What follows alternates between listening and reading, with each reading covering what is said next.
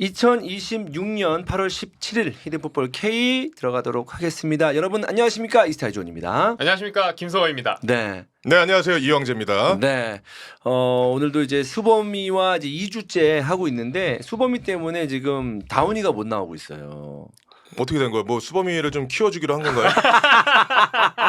다운이도 알아야 돼요, 이거. 네. 지금 전략이 뭔지 얘기를 해줘야 될 거 아니야. 지금 다운이 나오지도 못하고 있는데. 지원 형이 말씀하실걸요? 얘기를 해줘야죠. 진짜 미친 새끼야, 저 새끼. 네. 딴 게 아니고 실직이러시는데 네. 실직은 아니에요. 이제 수범이가 이제 새롭게 들어온 지 얼마 안 됐기 때문에 이제 좀 들어올 때 확 끌어올려야 된다라는 생각 때문에 다운이를 수범이를 쓰는 거고 다음 주는 아마 다운이가 나오지 않을까 라는 생각입니다. 그래서 이렇게 로테이션 돌아가면서 패널을 운영하고 있고요. 먼저 이제 또 공지 말씀드리겠습니다. 아까 PL 때도 말씀드렸는데 저희 이제 라이브 방송 시간대가 좀 바뀝니다. 히든풋볼 K는 오후 3시에 기존 시간대로 하기로 했고요. PL 같은 경우에는 오후 6시에 들어갑니다. 이렇게 바뀐 이유가 뭐냐면 K는 이제 이번 방송부터 영상이 들어갑니다. 네, 영상이 들어가기 때문에 편집하는데 좀 시간이 걸리고 너무 저녁 늦게 하게 된다면 업로드 시간이 뒤로 너무 밀리기 때문에 좀 일찍 시작을 하게 되겠고 PL은 이제 업로드 시간보다는 퇴근 시간에 라이브 시청자와 더 소통을 하겠다라는 의도로 18시에 이제 시작이 됩니다. 그래서 사실 처음 시도하는 겁니다. 팟캐스트 방송에 이제 업로드되는 영상에는 이제 K리그 영상이 들어가는 거. 와, 퀄리티가 너무 좋아질 것 같아요. 네, 그래서 물론 이제 이번 회차는 많은 영상이 들어갈 수는 없겠지만 예? 왜 이게 뭐야? 똑똑하네. 읽었네, AI가. 예, 깜짝 놀랐네요. 네, 그렇습니다. 저한테 누가 말 걸은 줄 알았어요. 네, 여기를 완전 들려가지고. 다 깜짝 놀랐어 우리도. 네. 갑자기 여자 소리가 들려가지고. 네. 그랬는데 영상이 들어갈 거고 물론 이제 이번 회차 영상은 많은 영상이 들어갈 수는 없겠지만 앞으로 좀 더 퀄리티 있는 영상을 좀 제공할 예정이고 제 생각은 이렇습니다.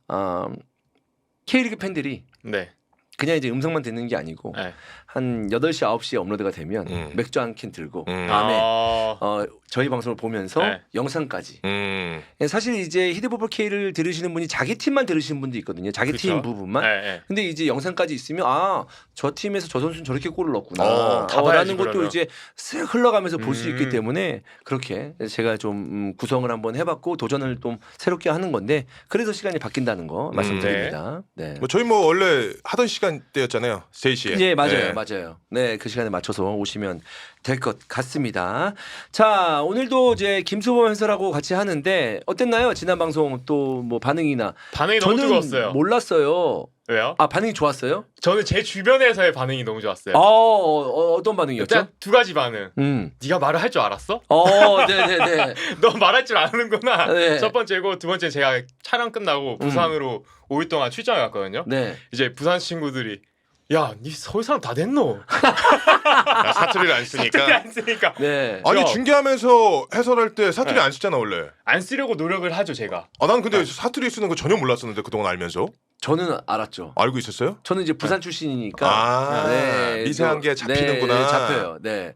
잡히는데 그렇게 막 나는 그 밑에서 살아본 적이 없어서. 맞아. 이게 좀 있었던 분들은 바로 느끼더라고. 이게 서울이랑 부산이랑 왔다 갔다 하신 분들은 그 미묘한 차이 있잖아요. 숨기려고 하는 거. 근데 이제 부산에 있을 때들은 야, 니 서울 사람 다 됐다. 야, 모른다 이거가 너무 웃겨가지고. 아니 여기 아까 들어오는데 원래 자리가 여기 수범이가 이쪽이더라고. 지금 딱 보니까 주원이 형이 수범이 키워주는 것 같아서 자리 내가 바꿨습니다. 카메라 가까운 쪽으로. 이렇게 좀 배려를 해줘야지. 제가 볼 때 아닌 것 같은데요? 일부러 이것 때문에. 내가 좀 커가지고 뒤로 빠졌는데 야 원래 뒤쪽에서 다 보면서 나가는 게 중요한 거야. 아니 수범이 막 키우고 그러면 이 방송 세계에서는 알아서 커야 돼요. 그래도 일단은 자리는 깔아줘야지. 네, 그렇습니다. 2주 연속 선발 출전 시켰으면 깔아주는 거예요. 그래요? 네. 지금 교체 출전 아니고 선발 출전이잖아. 너 왜 이렇게 웃기냐 진짜. 이대로 가는 거지 뭐. 네, 맞습니다. 네. 알겠습니다. 그리고 저는 몰랐는데 아내분이 방송인 출신이더라고요. 맞아요. 네. SL 스포츠 아나운서였어요. 그러니까요. 그러면 이제 방송 보고 모니터를 해줬을 텐데.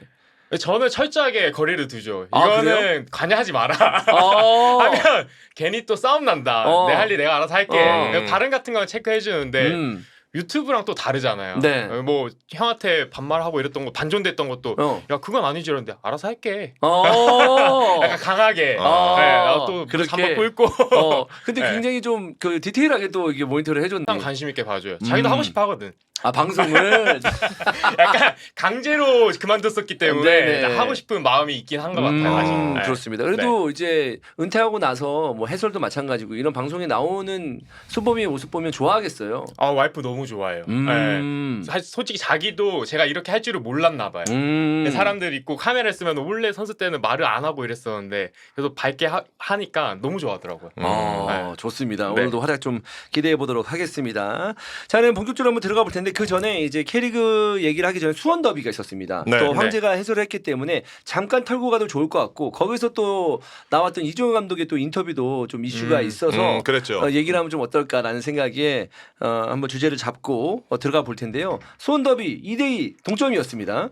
무승부였죠. 네. 대단했었어. 대단했습니까? 일단은 진짜 뜨거웠죠. 경기 시작 전부터 분위기가 수원의 빅버드는 이 장난이 아니구나. 그냥 상대 팀들이 기가 눌리겠구나라는 거를 내가 중계하면서 중계석이 또 가운데 있잖아요. 수원 월드컵 네. 가면은 거기서 막 느껴지는 거야. 네. 그리고 그날 때요. 8.15 광복절이라 행사가 있는데 그때 이제 카메라가 그걸 비춰주지 못했는데 그 시간 동안 수원 팬들이 완전 그 퍼포먼스를 제대로 보여줬는데 그게 중계화면을 못 탔어. 난 그게 좀 아쉽더라고. 네. 진짜 그거 봤으면 진짜 전율이 일어날 정도로 대단했던 퍼포먼스였고 또 수원 FC는 홈 경기에도 그 정도 관중 안 오거든요. 원정 그래요? 경기인데 한 1,800명 왔다는 것 같아. 서로 진짜 손에 더비긴 붙이고. 더비다. 진짜. 더비라서 네. 이 수원 FC 홈 경기에도 사실 뭐 제가 좀 오바를 했지만 그래도 한 2-3천 명 오는 관중으로 내가 알고 있어요. 구단 관계자가 막 평균 관중 이렇다라고 얘기해 주는데 그날 수원 더비라고 원정석 다 메꾼 거야. 거의 다 온. 다 왔어. 진짜 뜨거웠겠다. 그래가지고 물론 이 수원의 응원의 그 열기와 그 소리는 이겨내지 못했지만 그래도 수원 FC 대단했었고 그리고 가장 중요한 건 뭐냐면 킥오프 되고 나서 경기력 자체가 야 이거는 K리그2 아니다. 진짜 뜨거웠다. 내용이 너무 좋았어. 이게 속도감도 살아있고 속도감이 중요하잖아. 그렇지. 쫙쫙 밀어주는데 발밑에 딱딱 들어가고 그리고 이게 속도감도 중요한데 선수들의 볼 터치라든지 이런 게 기존에 봐왔던 K리그 저도 이제 K리그2는 한 달에 한 2번 정도 들어가니까 네. 그랬을 때 이거 퀄리티가 확실히 달랐어. 이 수원 더비에 대해서 선수들이 준비했던 게 어떤 마음가짐이었는지를 느낄 수 있었던 그런 경기이지 않았나. 결과적으로 2대2 무승부가 나서 좀 아쉽기는 했는데 마테우스 바비가 거기서 지금 홈런 장애 홈런을 때리지 나 몰랐지. 네네네. 대단했었어요. 그거 진짜 네. 원래는 수원 FC의 페널티킥 전문 키커는 프리조입니다. 그쵸. 근데 마테우스 바비가 핸드볼 페널티킥 얻어낸 거야. 그러니까 자기가 들고 찬 거지. 보통 이제 프리조도 자기가 전문 키커지만 야 이거 들어오면 결승골 될 가능성이 너무 높으니까 딱 양보를 한 것 같아. 마테우스 바비 호기롭게 찼는데 야 그렇게 나는 밖으로 찰 줄 몰랐지. 그게 들어갔으면 수원 FC가 딱 끝내버릴 수 있었던 완전 시간대였지. 끝내는 거지. 예. 네. 그럼에도 불구하고 어쨌든 2대2로 무승부를 거뒀고 경기 자체는 너무 재밌었다. 너무 재밌었어요. 네. 야 이게 마이크 조금만 앞으로 해야 될 것 같아요. 너무 커? 아니 어. 팍팍거리는 소리가 있어서 이거 마이크에서 수음이 잘 되거든. 알겠습니다. 오케이. 좋아요. 네. 네. 이제 좀 잘 들리나요? 네, 좋습니다. 딱 좋아요. 꿀보이스. 그래서 이게 수원 더비가 진짜 이 K리그를 뜨겁게 만들 수 있는 더비로 더 성장을 했으면 좋겠다라는 생각을 하게 됐죠. 아무래도 두 팀 다 상위권에 이제 올라와 있기 때문에 그만큼 좀 컨디션이 좀 좋지 않았나라는 생각이 들고요. 근데 끝나고 나서 또 이슈가 있었던 게 뭐냐면 이종현 감독은 한 달에 한두 번은 인터뷰로 이제 관심을 많이 모으는 것 같아요. 네, 진짜. SNS 관련해 가지고 이종현 감독이 얘기를 했습니다. 네. 일단 우리는 SNS에 대한 이슈를 감독이 얘기하는 걸 우리 먼 타국에서 한번 들은 바 있죠. 그쵸. 퍼거슨 옹께서 이미 허기영. 얘기했습니다. 네, SNS는 인생의 낭비다. 낭비다라는 어록을 남겼는데 그 어록을 이종현 감독이 제대로 받아서 지금 썼단 말이지. 그렇죠. 근데 이종현 감독이 이야기하는 그 맥락은 우리 충분히 이해를 할 수 있을 것 같아. SNS에 대한 노출이 많다 보면 자꾸 팬들에 대한 반응에 대해서 그쵸. 내가 어떤 선수들이. 플레이를 했을 때 뭐 좋지 않은 반응이 나오지 않을까에 대한 심리적인 부담 그런 것 때문에 선수들이 자꾸 정확하게 표현했잖아. 폭탄 돌리기를 하고 있다. 음. 과감성이 떨어진다. 어떤 느낌인지 알 것 같아요. 저돌성이 떨어진다. 이런 얘기를 했다는 게 이종현 감독이 그냥 하루 이틀 겪고서 얘기했다고는 생각하지 않아요. 그게 누적이 돼 있던 거야. 근데 이제는 이거 얘기해야 된다. 이거는 모두가 좀 알았으면 좋겠다. 한번 환기를 시켜야 되겠다라고 생각을 해서 결정을 해서 그날 그렇게 밝히지 않았나라는 생각을 합니다. 그러니까 SNS를 하면서 이제 감독이나 주위 선수들의 평가보다는 팬들의 평가를 신경 쓰게 되면 본인의 어떤 그 스타일이 또 실력이 나오지 않는다 이런 얘기잖아요. 그렇죠. 이제 네. 심리적으로 흔들릴 수 있으니까 특히나 어린 선수들이 많잖아요. 또 수원에 뭐 열렬하게 응원해 주시는 감사한 분들도 계시지만 또 좀 강성이 팬들도 있고 그렇게 네. 말씀하시는 분들이 있으면 선수들은 흔들릴 수밖에 없거든요. 그러한 부분에서 조심하자고 했는데 안 하겠다 해놓고 또 하니까 이제 공개적으로 지시타가 들어간 거죠. 이게 분명한 경고인 거지. 근데 선수 때 네. SNS 관련돼 가지고 교육받은 거나 뭐 네. 감독 코치가 얘기한 거 그런 그 기억나는 거 있어요? 항상 교육 받아요. 이제 연맹에서도 그렇고 SNS 대응을 어떻게 해야 되는지 또 뭐 좀 부각이 많이 될 때는 지도자분들도 뭐 SNS 조금 조심을 해라. 뭐 사고 날 거 있으면 미연에 좀 방지를 해라. 이런 식으로 미리미리 교육을 해놓죠. 그게 좀 좋다고 보는데 이번에는 그 선수가 아무래도 심리적으로 영향을 받는 걸 느꼈겠죠. 이종현 감독님이. 어땠어요? 김수범 해설위원은 현역 때 어땠어? 저는 항상 SNS 감사하게 생각했어요. 어떤 악플이 달려도 악플은 잘 안 달렸어요. 감사하게. 그만큼 뭐야? SNS를 디테일하게 안 한 거 아닌가요? 그게 더 정확하긴 해요. 관심이 별로 없던 거야 하라고 팬들한테? 하라고 했는데 아니 팬들한테 관심 없다뇨. 팬들한테 관심이 많은데 팬분들이 아니 팬들이 너한테 팬들이 관심 너한테. 팬들 저한테 어. 그쵸. 전 많이 관심 못 받았죠. 관심이 좀. 아, 막 그래서? 기억나는 욕이나 비판 있어요? 전 SNS는 크게 없었던 것 같아요. 그냥 현장에서 이제 사이드라인이다 보니까 원정 갔을 때 육두문자 날라오는 거 기본이니까 어릴 때는 솔직히 많이 흔들렸거든요. 싸우기도 하고. 근데 이제 연차 쌓이면서 이제 좀 그냥 그렇구나 이러고 넘어갈 때. 근데 육두문자 날라오는 건 원정 팬들일 거고 상대 팀의 팬들이고 지금 이종현 감독이 언급한 거는 그렇지. 홈 팬들에 대한 그 반응. 어떤 내가 플레이를 했을 때 팬들의 반응에 약간 신경을 쓰다 보니까 도전적이지 못하다. 폭탄 돌리기를 하고 있다. 이런 의미였었거든. 저 그거 너무 좋은 기회인 것 같은데 저 마지막 은퇴할 때 지금도 전남 팬분들한테는 죄송한 마음이 있거든요.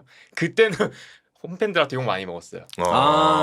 그때 욕 먹으니까 흔들렸어? 엄청 흔들렸죠. 진짜 잠도 못 자고. 그럼 은퇴할 때쯤이면 그래도 김수범 위원이 그래도 이제 짬이 좀 찼을 텐데 그렇지. 그때도 그렇게 흔들릴 정도면 지금 수원 선수들이 라인업 보면은 정말 젊어다. 백라인 딱 세우는 거 보면 홍정호 선수가 나오는 거 제외하게 되면은 뭐 2000년대 이후 출생자들 쫙 따라온단 말이야. 진짜 많죠. 그러니까 충분히 이제 흔들릴 수 있다는 거는 얘기가 되는 건데. 맞아요.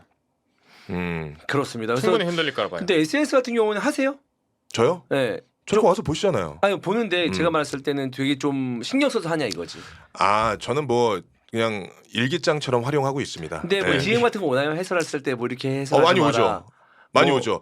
저 경기가 보통 끝나면 예를 들어 DM이 10개 온다. 그 중에 하나는 야 이 개새끼야.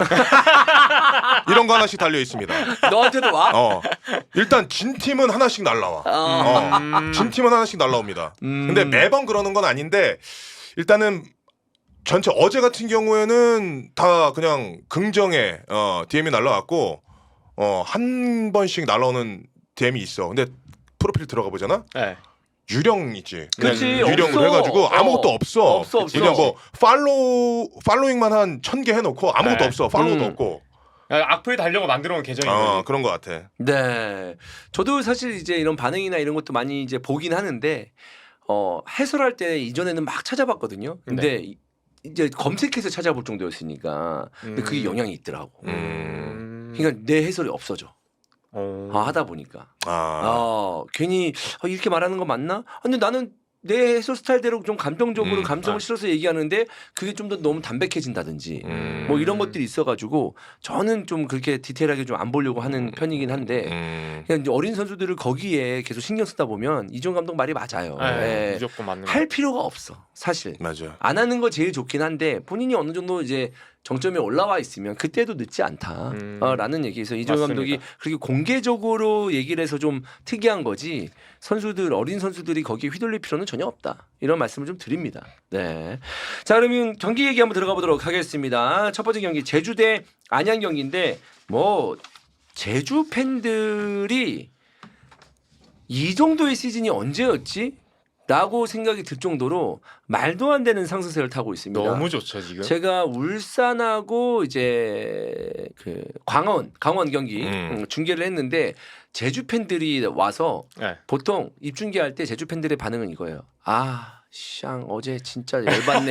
뜬금없이 그렇게 올라와. 형 답답해서 축구 보기 싫어요. 축구 너무 재미없어요. 진짜 뜬금없이. 그러면 내가 이제 아이들을 알아. 맨날 하소연 애들이. 쟤네들 제주 팬들이구나. 이런데 어제는 채팅창에 둘이 비겨라 이러고 있는 거야. 오, 왜요? 둘이 비겨야지만 본인들이 승점으로 좀 위에 올라가니까. 위로 치고 올라가니까. 그래서 내가 야 오래 살고 볼 일이네요 제주 팬들. 야 지금 뭐 축구 보기 싫다 뭐다 징징댈 때는 언제고 둘이 비겨라 너골 넣어라 이러고 좀 여유 있게 축구 보고 계시네요 막 이렇게 얘기할 정도였거든요. 제주의 상승세가 미쳤습니다. 정확합니다. 지금 이 제주의 팬들이 지금 주원이 형이 얘기하는 게 왜 나오냐면 지금 제주가 승점이 34점이 됐어요. 근데 지금 3로빈 첫 경기니까 23라운드 만에 34점을 따낸 거거든. 그런데 지난 시즌에 제주가 34점을 따낸 경기가 어디였냐? 34라운드. 와 스플릿 파이널 라운드 갔을 때 34점이었단 말이야. 와 그거 엄청 빠른 거네. 지금. 11경기 차이가 나는 거야. 그러면 제주 팬들 입장에서는 파이널 라운드 갈 때까지 작년에는 진짜 똥꼬가 타들어간 거지. 이거 어떻게 해야 되지? 30점 이제 넘었네 이런 느낌이었는데 지금 파이널 라운드 들어가기도 전 한참 남았고 지금 3로빈 들어가는데 3로빈 첫 경기에서 34점을 따냈단 말이야. 근데 더 중요한 건 뭐냐? 월드컵 브레이크 이후에 재개된 K리그 1에서 제주는 단 한 번도 지지 않았습니다. 지금 승점도 제일 많이 벌었을걸요? 네. K리그 1에서 월드컵 브레이크 이후의 흐름이 제일 좋은 팀은 단연 제주다. 제주 SK예요. 맞아. 결국 이제 세르지오 코스 감독이 새롭게 부임을 했는데 부임 이후에 시간이 필요했었고 물론 이제 부침이 있었어요. 그쵸. 하지만 월드컵 브레이크 굉장히 길었잖아요. 그러면서 팀을 이제 어느 정도 완성을 시켜놓고 본격적으로 나서는 이제 일정에서는 행보가 너무 좋다. 그렇죠. 너무 좋죠, 라는 지금. 거잖아요. 네. 너무 좋은 수준이 아니라 지금 이 정도의 흐름을 타고 있는 K리그 경쟁팀이 지금 없어요. 없다. 최고다. 그래서 지금 이제 라운드가 끝났으니까 23라운드가 끝나고 나서 지금 제주가 순위를 5위까지 끌어올렸어. 그러면은 이제 우리가 이야기하는 파이널 A와 B가 나눠질 수 있는데 파이널 A에서 경쟁력을 갖춘 팀으로 지금 변모한 것이고 네. 지금 흐름으로 봤을 땐 이 흐름 자체가 5위에서 그치지 않을 것 같다라는 느낌이 맞아요. 굉장히 강하죠. 어. 지난 라운드 우리가 뭐 전체적으로 우리가 이따가 다 서머리 하겠지만 네. 선두권에 있는 서울을 제외하고 그 밑에 팀들 울산, 전북 다 패배했었죠. 그러면 이거는 제주한테는 호재인 거야. 그래서 지금 이 분위기를 더 치고 올라갈 가능성이 매우 높고 또 지난 우리가 이제 이 최근에 이제 경기를 보면 네게바의 활약도가 굉장하죠. 물론 그쵸? 안양과의 경기에서 직접적으로 득점에 성공하지 못했지만 바로 우리 직전 라운드로 돌아가 보자고. 네. 전북 원정에서 그냥 해트트릭을 박아버립니다. 네 개 박아. 막을 수 없어. 체형으로 보면은 맨체스터 유나이티드 웨인 루니 같은 그런 체형이잖아. 두텁죠. 땅땅하죠, 진짜. 엉덩이 딱 커가지고 뭔가 탱크 같은 분위기, 절구통 같은 분위기인데 그거를 막아내지 못한단 말이에요. 네. 근데 이렇게 체격이 좋은데 스피드만 있는 게 아니라 발재간 데 살아있고 발재간 플러스 뭐야 마무리까지 되니까 너무나도 무서운 선수라는 거죠. 그래서 지난 홈 경기에서도 보면은 네게바가 직접적인 득점을 만들어내지 못했지만 네게바 효과는 분명했다. 무조건 있어요, 전반전에 진짜. 경기를 치는데도 네게바 쪽으로 일단은 커버 플레이 한 명 무조건 들어가 있는 거야. 네.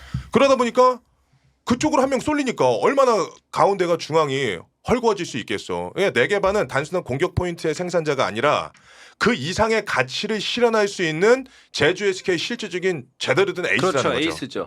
그러니까 그 게임을 흔들 수 있는 선수고 그렇죠. 결국 이제 새롭게 영입된 아이아스와 호흡도 괜찮다는 거잖아요. 좋아요. 아이아스 또 우리가 칭찬을 좀 해줘야 될 것 같아요. 네. 체격으로 무조건 보나 해줘야죠. 신체 조건 너무 보면 좋아요. 네. 이게 지난 시즌까지 있었던 뭐 유리라든지 뭐 정말 체격 조건이 좋고 강인한 체력으로 뭐 붙어 이런 스타일이 아니잖아. 시즌 조건 보면은 한 175, 6 되는 것 같더라고. 근데 다 해.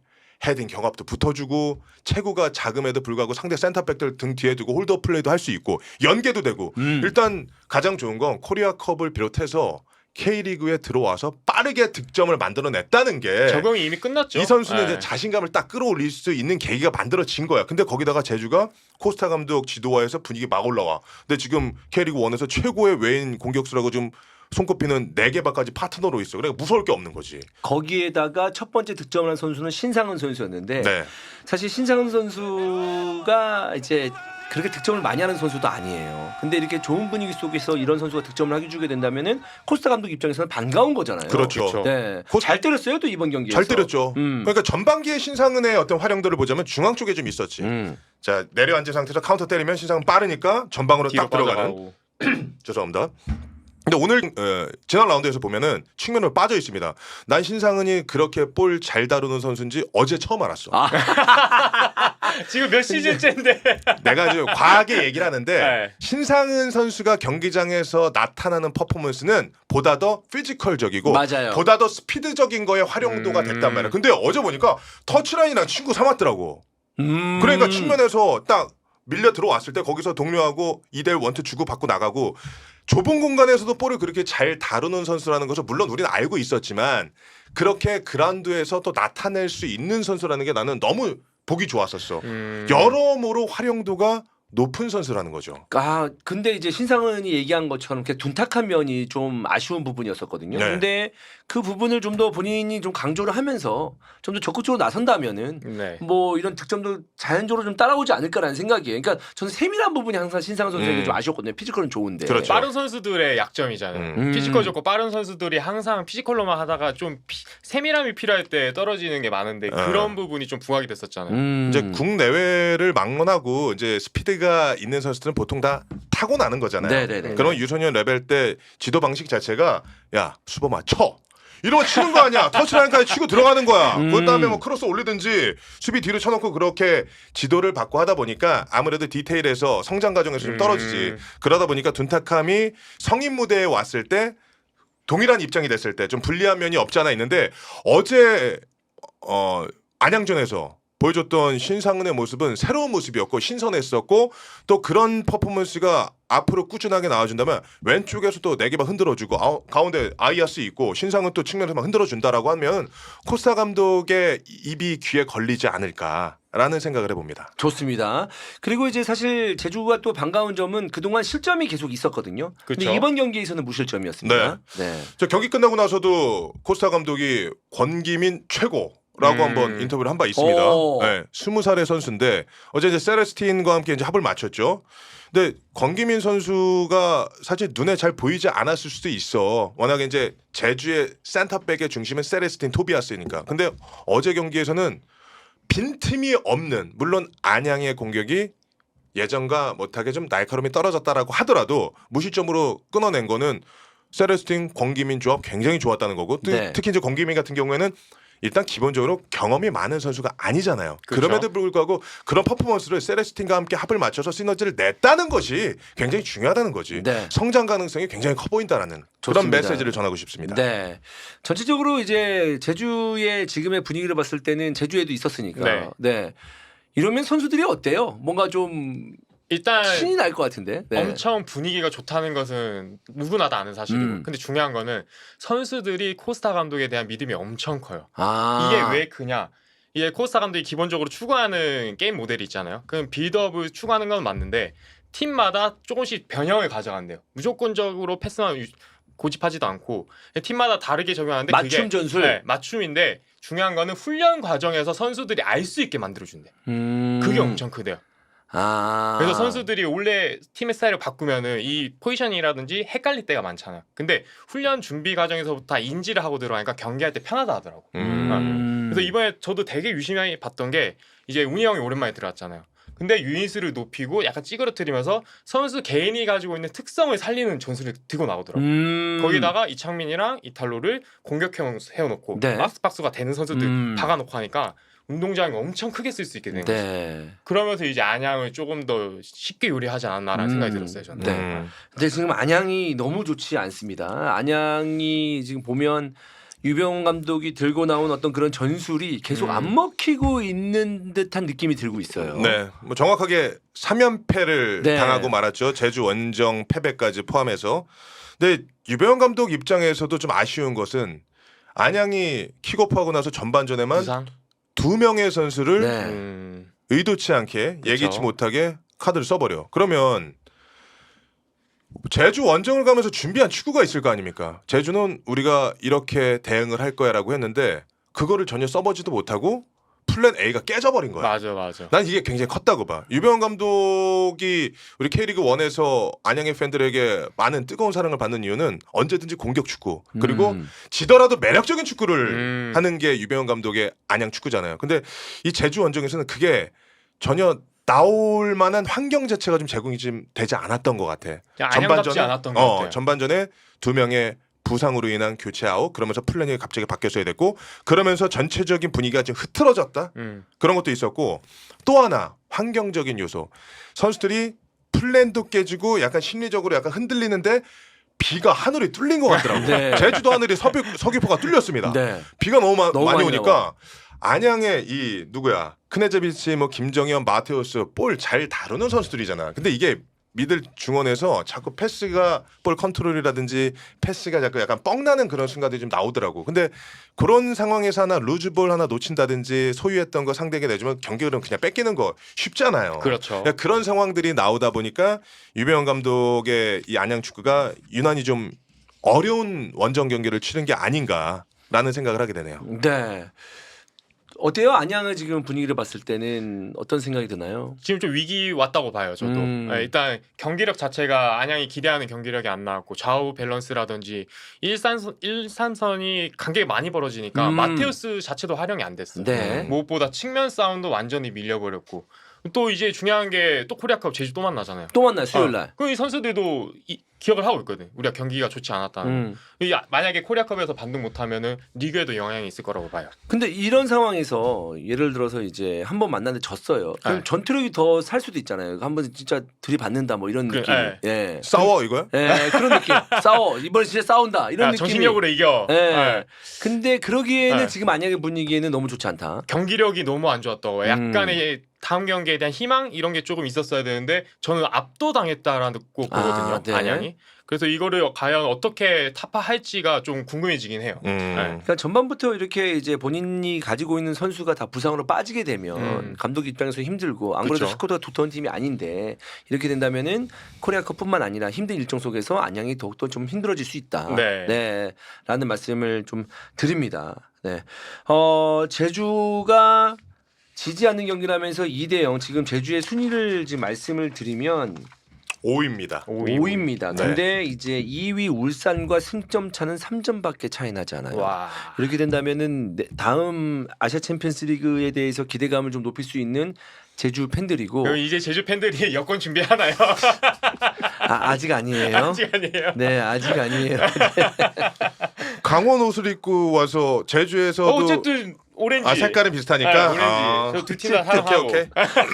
어쨌든 오렌지. 어쨌든 오렌지. 네, 중요한 거는 순위는 5위긴 합니다만은 울산과 2위 팀인 울산과 승점 차가 3점밖에 차이 나지 않는다. 네. 이게 제일 중요한 부분이 아닐까 싶습니다.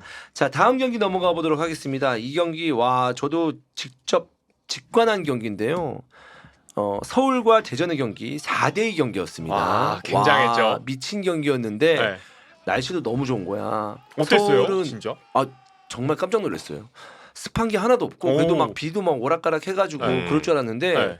너무 시원하게 경기를 볼 수 있어서 이날 경기장 찾은 서울 팬들은 아마 미친 경기였을 겁니다. 어쩐지 그게 좀 느껴졌어요. 네. 골 들어갈 때마다 원래 서포터 속에서 제일 먼저 파잖아요. 근데 온 그라운드 옆에 다 그냥 분위기가 날려가지고. 말도 안 됐었고 대전도 나름 전반전부터 속도감 있는 축구를 보여주면서 경기 자체가 되게 재밌었어요. 맞아. 승패를 떠나서. 네. 근데 홈이기 때문에 당연히 서울 팬들은 승을 원하겠죠. 근데 그런 결과까지 나왔고 네. 내용들도 요상한 골들도 많이 나오면서 볼거리도 많았다라는 맞아. 경기였는데 네. 사실 대전으로 내려가는 팬들의 마음, 대전 팬들의 마음은 뭐라 위로의 말씀을 드릴지 모를 정도로 착잡하죠. 좀 말도 안 됐습니다. 그리고 착잡해. 대전이 사실 뭐 지난 경기 이기긴 했습니다만은 계속적으로 지는 패턴, 안 되는 패턴들이 계속 나오면서 황선홍 감독이 비판을 받고 있었거든요. 네. 내용 좀 얘기해 주시죠.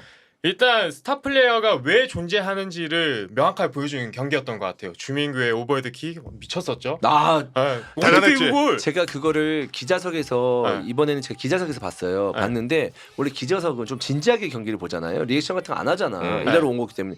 나도 이제 리뷰를 해야 되니까 내 거 쓰면서 이렇게 봤어요. 네. 메모를 하면서. 근데 주민규 오버헤드킥 나왔을 때 나도 모르게 이랬다니까. 주상이 다 가만히 있는데 나도 모르게 막 이랬어. 너무 멋있었어 진짜. 저 네. 약간 그 뭐지? 저희 어릴 때 막 족구할 때 띄워놓고 장난칠 때 막 하잖아요. 네. 그 느낌인데 그렇지. 그대로 빨려 들어갔어. 와 너무 멋있었어요 진짜. 네.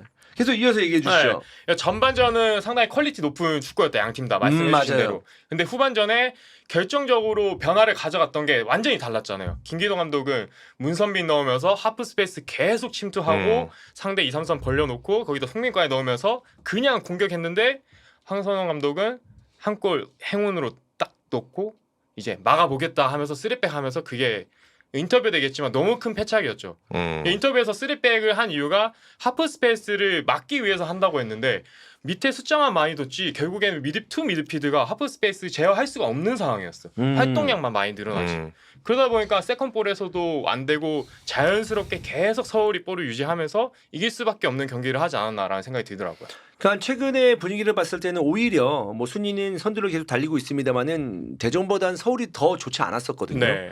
근데 이전 경기와 좀 달랐던 점은 어떤 게 있었을까요? 저는 이제 사이드 백의 키가 있었다고 보거든요. 이전 경기들은 약간의 비대칭을 사용하면서 김진수가 안쪽 들어가고 한쪽이 올라가고 이런 식으로 했었는데 이번에는 김진수도 높은 위치 많이 가면서 진짜 칼날 크로스 수비수 맞기 어려운 그런 크로스를 계속 양쪽에서 시도해 주니까 공격의 다양성이 증가됐다고 보거든요. 저는. 네. 그게 이전 경기들과는 좀 달랐다고 봐요. 근데 주민규의 이제 바이스클킥 터지면서 기분 좋게 시작한 대전이었는데 네. 확실히 방금 얘기한 처럼 벤치에서 대응이 별로 네. 좋지 못했다라는 건데 저는 이 경기를 보면서 어떤 느낌이었냐면 1대0으로 앞선 상태에서 대전이 경기를 끝냈잖아요. 네. 또 후반전 들어서 그때는 전술적인 변화도 있기 전이에요. 네. 대전 입장에서는. 네네. 근데 계속 아예 급초반에 이런 분위기가 밀리는 거야. 그러니까 좀 서울한테. 근데 서울은 지고 있는 팀이기 때문에 그런 대응이 당연해. 그쵸. 근데 그걸 대전이 같이 맞부딪히는 게 아니고 후반 초반에 받아주고 있는 거야. 내 느낌상으로는. 네. 그래서 어떤 느낌이 얘네 라커에서 네. 너무 나이브하게 지시했나? 야 1대0 앞서가고 있는데 이거 끝까지 해야 돼. 쟤네 뭐 당연히 저는 이런 얘기를 했을 거라고 보거든. 올라올 거야. 버티고 같이 맞부딪혀. 이런 거를 좀 지시를 좀 명확하게 안 했나? 라는 생각이 들 정도로 후반 초반에 너무 일찌감치 실점을 했어요. 맞아. 네. 이 라인 자체도 뭔가 좀 애매했던 것 애매했어. 같아요. 뭔가 애매했던 분위기가 것 진짜 같아요. 애매했어요. 네. 이제 대전의 장점이라고 하면 결국엔 중원에서 투미들의 센터포드 같이 내려가서 박스권 형성해주고 측면에 있는 선수들이 스피드 살리는 이게 그래도 전반전에 몇 차례 나고 있잖아요. 이걸 너무 조금 더 좋았지. 많이 활용하면 좋았을 거라고 보는데 그게 좀 잘 안 됐어요. 그러니까 사실 지금 대전이 잘 됐을 때의 모습을 본다면 엄원상이 오른쪽에서 측면을 치고 가든 안쪽으로 들어왔을 때 경기를 계속 좀 흔들어준다는 거. 그러니까 서울의 수비를 흔들어준다는 게 장점이었는데 그런 어떤 그 공격적인 장면을 후반 초반에는 이어갈 수 있잖아. 체력적으로 막 지친 상태도 아니고. 근데 하듯이 후반 초반에도 빠르게 경기를 전개시키면 됐는데 그런 느낌이 전혀 들지 않았다. 맞아요. 그것도 서울의 대응도 저는 좋았다고 보거든요. 이제 주민규랑 마사가 내려오면서 중원에 수적으로 두려고 하는데 바베치랑 또 야잔이 같이 나와서 묶으려고 하더라고요. 거기서 이제 경기가 안 풀리니까 측면까지도 안 살아나더라고요. 그러니까 그 상황에서 제일 중요한 거는 결국에는 투 포드가 묶인다 그러면 윙들이 잘 파고들고 그 타이밍이 좋아야 되는데 그게 전반에는 한 몇 차례 나왔거든요. 밀선 들어가는 거. 근데 후반에는 그게 좀 역습 아니면 잘 안 나오더라고요. 그렇습니다. 그래서 이제 후반에 이제 서울이 승기를 잡을 수 있는 이유 중에 하나는 제일 중요한 선수죠. 송민규의 투입이었습니다. 네. 근데 송민규의 위치가 우리가 원래 알고 있던 위치에서 뛰지 않았어요. 전혀 달랐죠. 네, 왼쪽 윙포워드 자리에서 뛰었는데 그동안은 네. 송민규는 이날 경기에선 좀 달랐습니다. 맞아요. 이제 송민규 선수도 올 시즌 활약이 이전보다는 좋지는 않았잖아요. 왼쪽 윙으로 경기에 나섰을 때. 근데 이번에는 오른쪽 미드필드 거기다 공격형으로 들어오니까 아예 다른 역할을 보여봤는데 이게 너무 잘 먹혀들었어요. 진짜. 어차피 볼을 소유할 수 있는 능력을 가지고 있는 건 다 알잖아요. 근데 측면에서는 송민규 선수의 그 특유의 드리블 템포가 잘 안 나왔었거든요. 근데 중원에 들어가니까 송민규도 들어가지, 문선빈도 파고 들어가지, 그다음 정승환이랑 오른쪽에서 로테이션 같이 도시. 그러니까 대전이 약간 혼란이 온 것 같더라고요. 거기서 또 차이가 크게 났다고 봐요, 저는. 네. 네. 그러니까 김기동 감독이 인터뷰에서 밝혔는데 김천전에 혼냈대요, 송민규 선수. 아 진짜요? 네, 되게 이제 선수들 앞에서. 그래서 마커에서. 민규가 아마 속이 좀 상했을 거다 이렇게 얘기를 했는데 그리고 그럼에도 불구하고 송민규 선수가 어떤 그 집중력을 좀 잃지 않았었고 그리고 몸 상태가 별로 좋지 않았답니다. 제가 이제 직권났다고 인스타에 올렸어요. 네. 그러니까 민선이 이제 송민규 선수의 아내죠. 네. 민선이가 연락이 왔어. 잠깐 얘기 좀 하자고. 그래서 하프타임에 가서 만나서 얘기를 했거든요. 근데 네. 보자마자 사실 이제 민규에 대한 걱정이 있죠. 최근에 많이 부진하니까. 근데 민규 어때? 라고 물어봤는데 종아리가 안 좋대. 종아리가 찢어졌대. 찢어진 느낌. 네, 살짝 찢어졌는데 주사 맞고 좀 뛰어야겠다는 의지를 좀 보여줬대요. 네. 그렇구나. 나는 사실 큰 기대는 안 했죠. 안 그래도 컨디션 안 좋고 좀 부상도 약간의 부상이 있으니까. 네. 그런데 경기 보고 나니까 송민규가 난리를 펴놓은 거야. 그래가지고 내가 민선한테 카톡을 보냈지. 네. 뭐? 종아리가 어쩌고 저쩌지? 네 남편 미쳤는데? 이러면서 밑밥 깔았네. 축하한다. 내가 이렇게 얘기를 했거든요. 네, 그래가지고 송민규 선수의 그런 그 위치 변화가 아주 큰 효과를 봤는데 이런 식으로 계속 송민규 선수를 쓰지 않을까? 지금 몸 상태가 100%가 네, 아니니까 좀 저도 교체를 좀 이용하면서 이전 경기들이 서울이 약간 공격적인 부분에서 답답한 장면은 많았잖아요. 근데 또 하나의 옵션을 제공해주지 않았을까라는 생각이 그렇지. 들어요. 네. 또 저 댓글 하나 봤는데 웃겼던 게 네. 광민선 아나운서님이 그 독립풍선가의 증손녀라고 하시더라고요. 맞아요. 나도 그 봤어. 기운을 받아서 송민규가 살아났다. 네. 이거 애국자다. 8월 15일 네. 광복절에. 광복절에. 네. 이건 좋은 기운이다. 이러면서 그래서 전 속으로 야 와이프한테 잘해야겠다. 네. 이건 나도 살아났고 이건 집에 가서 잘해야겠다 이 생각 들더라고요. 조상이 그렇습니다. 도와준 거지. 그래, 조상이 8.15 도와준 광복절에 거지. 딱. 중요한 또 날 아니었겠습니까? 맞아요. 송민규 선수에게도 중요한 날이고. 네, 그렇죠. 그러면서 송민규 선수의 놀라운 활약 덕분에 서울이 이제 승리할 수 있었고 사실 그 전에 위기는 있었습니다. 막 올라가는 시점에 정말 어이없는 자책골이 나오거든요. 네. 구성윤 선수와 이 김진수 선수의 사인 미스. 이 장면은 어떻게 보세요? 무조건 김진수 선수 잘못이죠. 아, 김진수 진짜요? 잘못이에요. 이건 잘못이에요. 이거는 분명하게 짚고 가야 되는데 아니 원래 풀백 출신이 그것도 몰라요? 축구 안 하셨나? 아니 얘 이제 풀백 골킥- 감수성이 너무 없네. 아니, 그게 형, 풀백 그거는- 잘못이야? 아니 그럼 형 무조건 가만 잘못한 거지. 풀백 출신이라고 얘기한 건 네. 백패스를 많이 해봤을 거 아니야. 해봤죠. 그러면은 백패스가 골키퍼가 있으면 어디로 줘야 됩니까? 사이드로 줘야 된다 이거죠. 골문 쪽으로 주는 게 근데 아니고. 공이 어디로 갔어요? 근데 얘네 진짜 풀백들 이러니까 너 같은 지도자들이 맨날 틈만 나면 풀백들 욕하는 거야. 내가 무슨 지도자야? 어?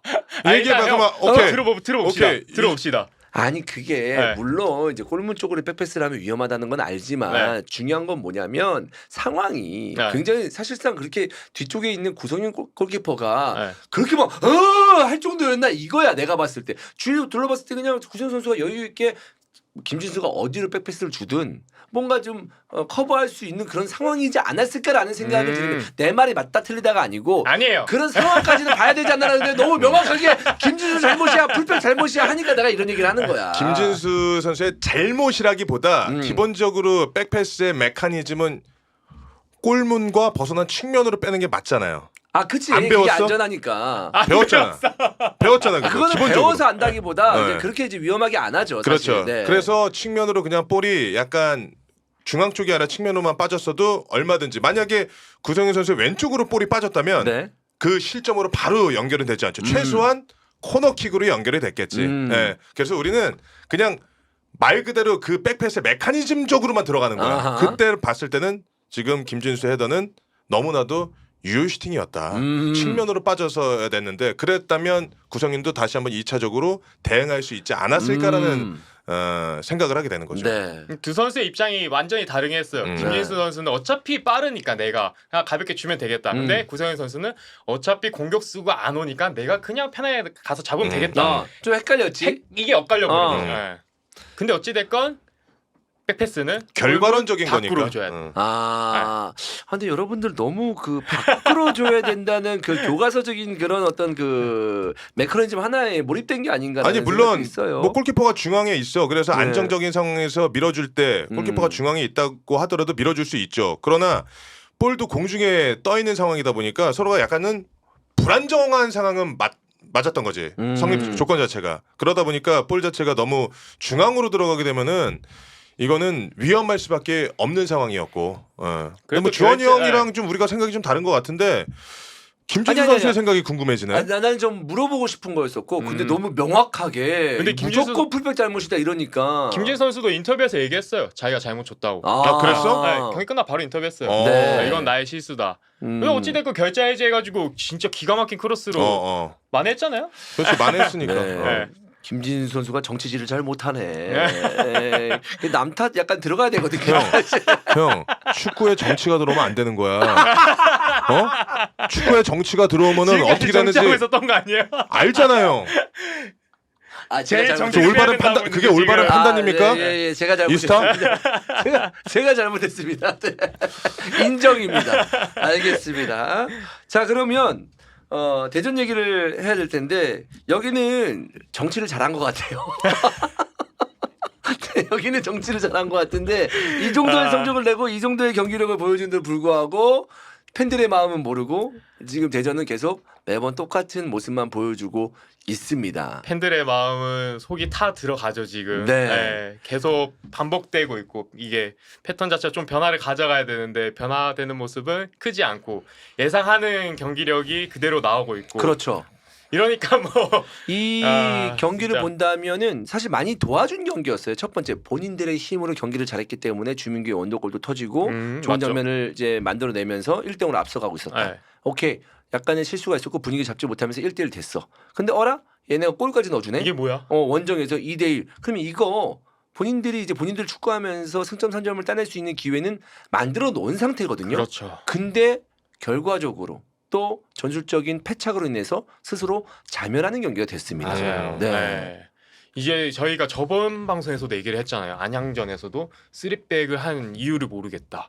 3백은 단단해야 되는데 그때도 사실 골을 안 먹어서 왕정이지 박스 앞에서 엄청 불안했잖아요. 네. 근데 똑같이 반복이 됐다는 거는 이거는 팬들 우라탕 터지게 만드는 거고 좀 깊게 생각을 해봐야 될 요소라고 생각이 됩니다. 저는. 그러니까 분위기가 별로 좋지 않았을 때 저는 교체 타이밍은 황선홍 감독이 그래도 좀 적절하게 가져갔다고 생각이 들어요. 근데 네. 교체를 하면서 전술적인 변화를 줬다는 게 왜 본인들이 분명히 전반 초반부터 분위기를 봤을 때는 상대도 지칠 것이고 원적이긴 합니다만은 우리 팀 우리 선수들이 세다. 우리도 할만하다라는 생각을 가지지 않고 일단 한 발 물러서는지 그게 저는 참 이해가 되지 않습니다. 이제 성적이 안 나다 보니까 아무래도 지도자들도 심리적 영향을 안 받을 수가 없잖아요.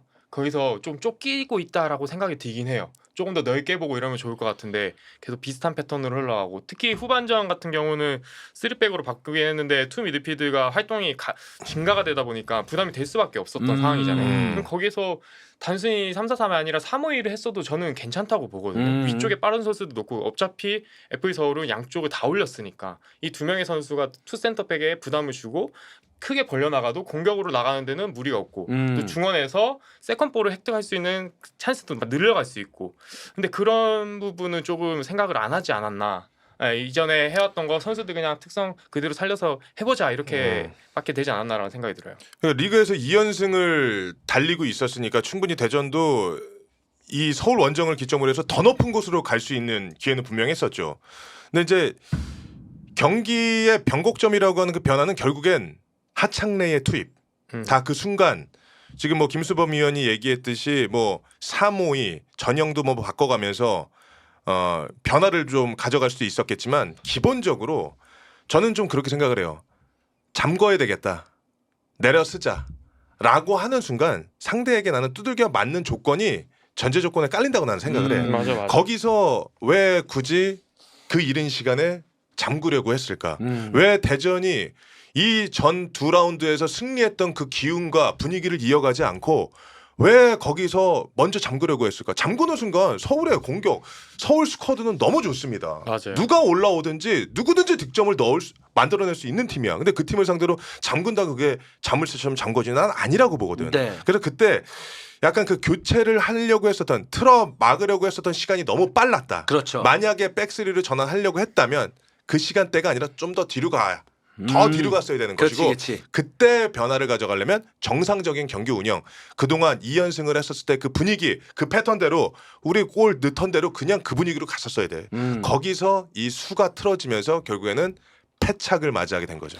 또 3백 수비적으로 쓰면서 전체적으로 주저앉았기 때문에 계속 위에서 그러니까 다른 미드필더진이 서울의 미드필더진이 좀 자유롭게 놀게끔 만들어줬어요. 맞아요. 그래서 또 크로스가 또 올라오면서 그것 때문에 또 실점도 하기도 했었고 네. 일단 앞쪽에서의 제어가 전혀 안 됐고 본인들이 수비적으로 그래 3백 쓸 수 있어. 뭐 5백 쓸 수 있어. 그럼 다른 선수들까지는 라인을 맞춰가면서 어느 정도의 압박을 통해서 상대를 제어를 해야 되는데 너무 주저앉다 보니까 맞아요. 그냥 박스 안쪽에서 그냥 오는 것만 맞겠다 이러면 안 되거든요. 더군다나 크로스도 너무 좋은 선수가 있는데. 네.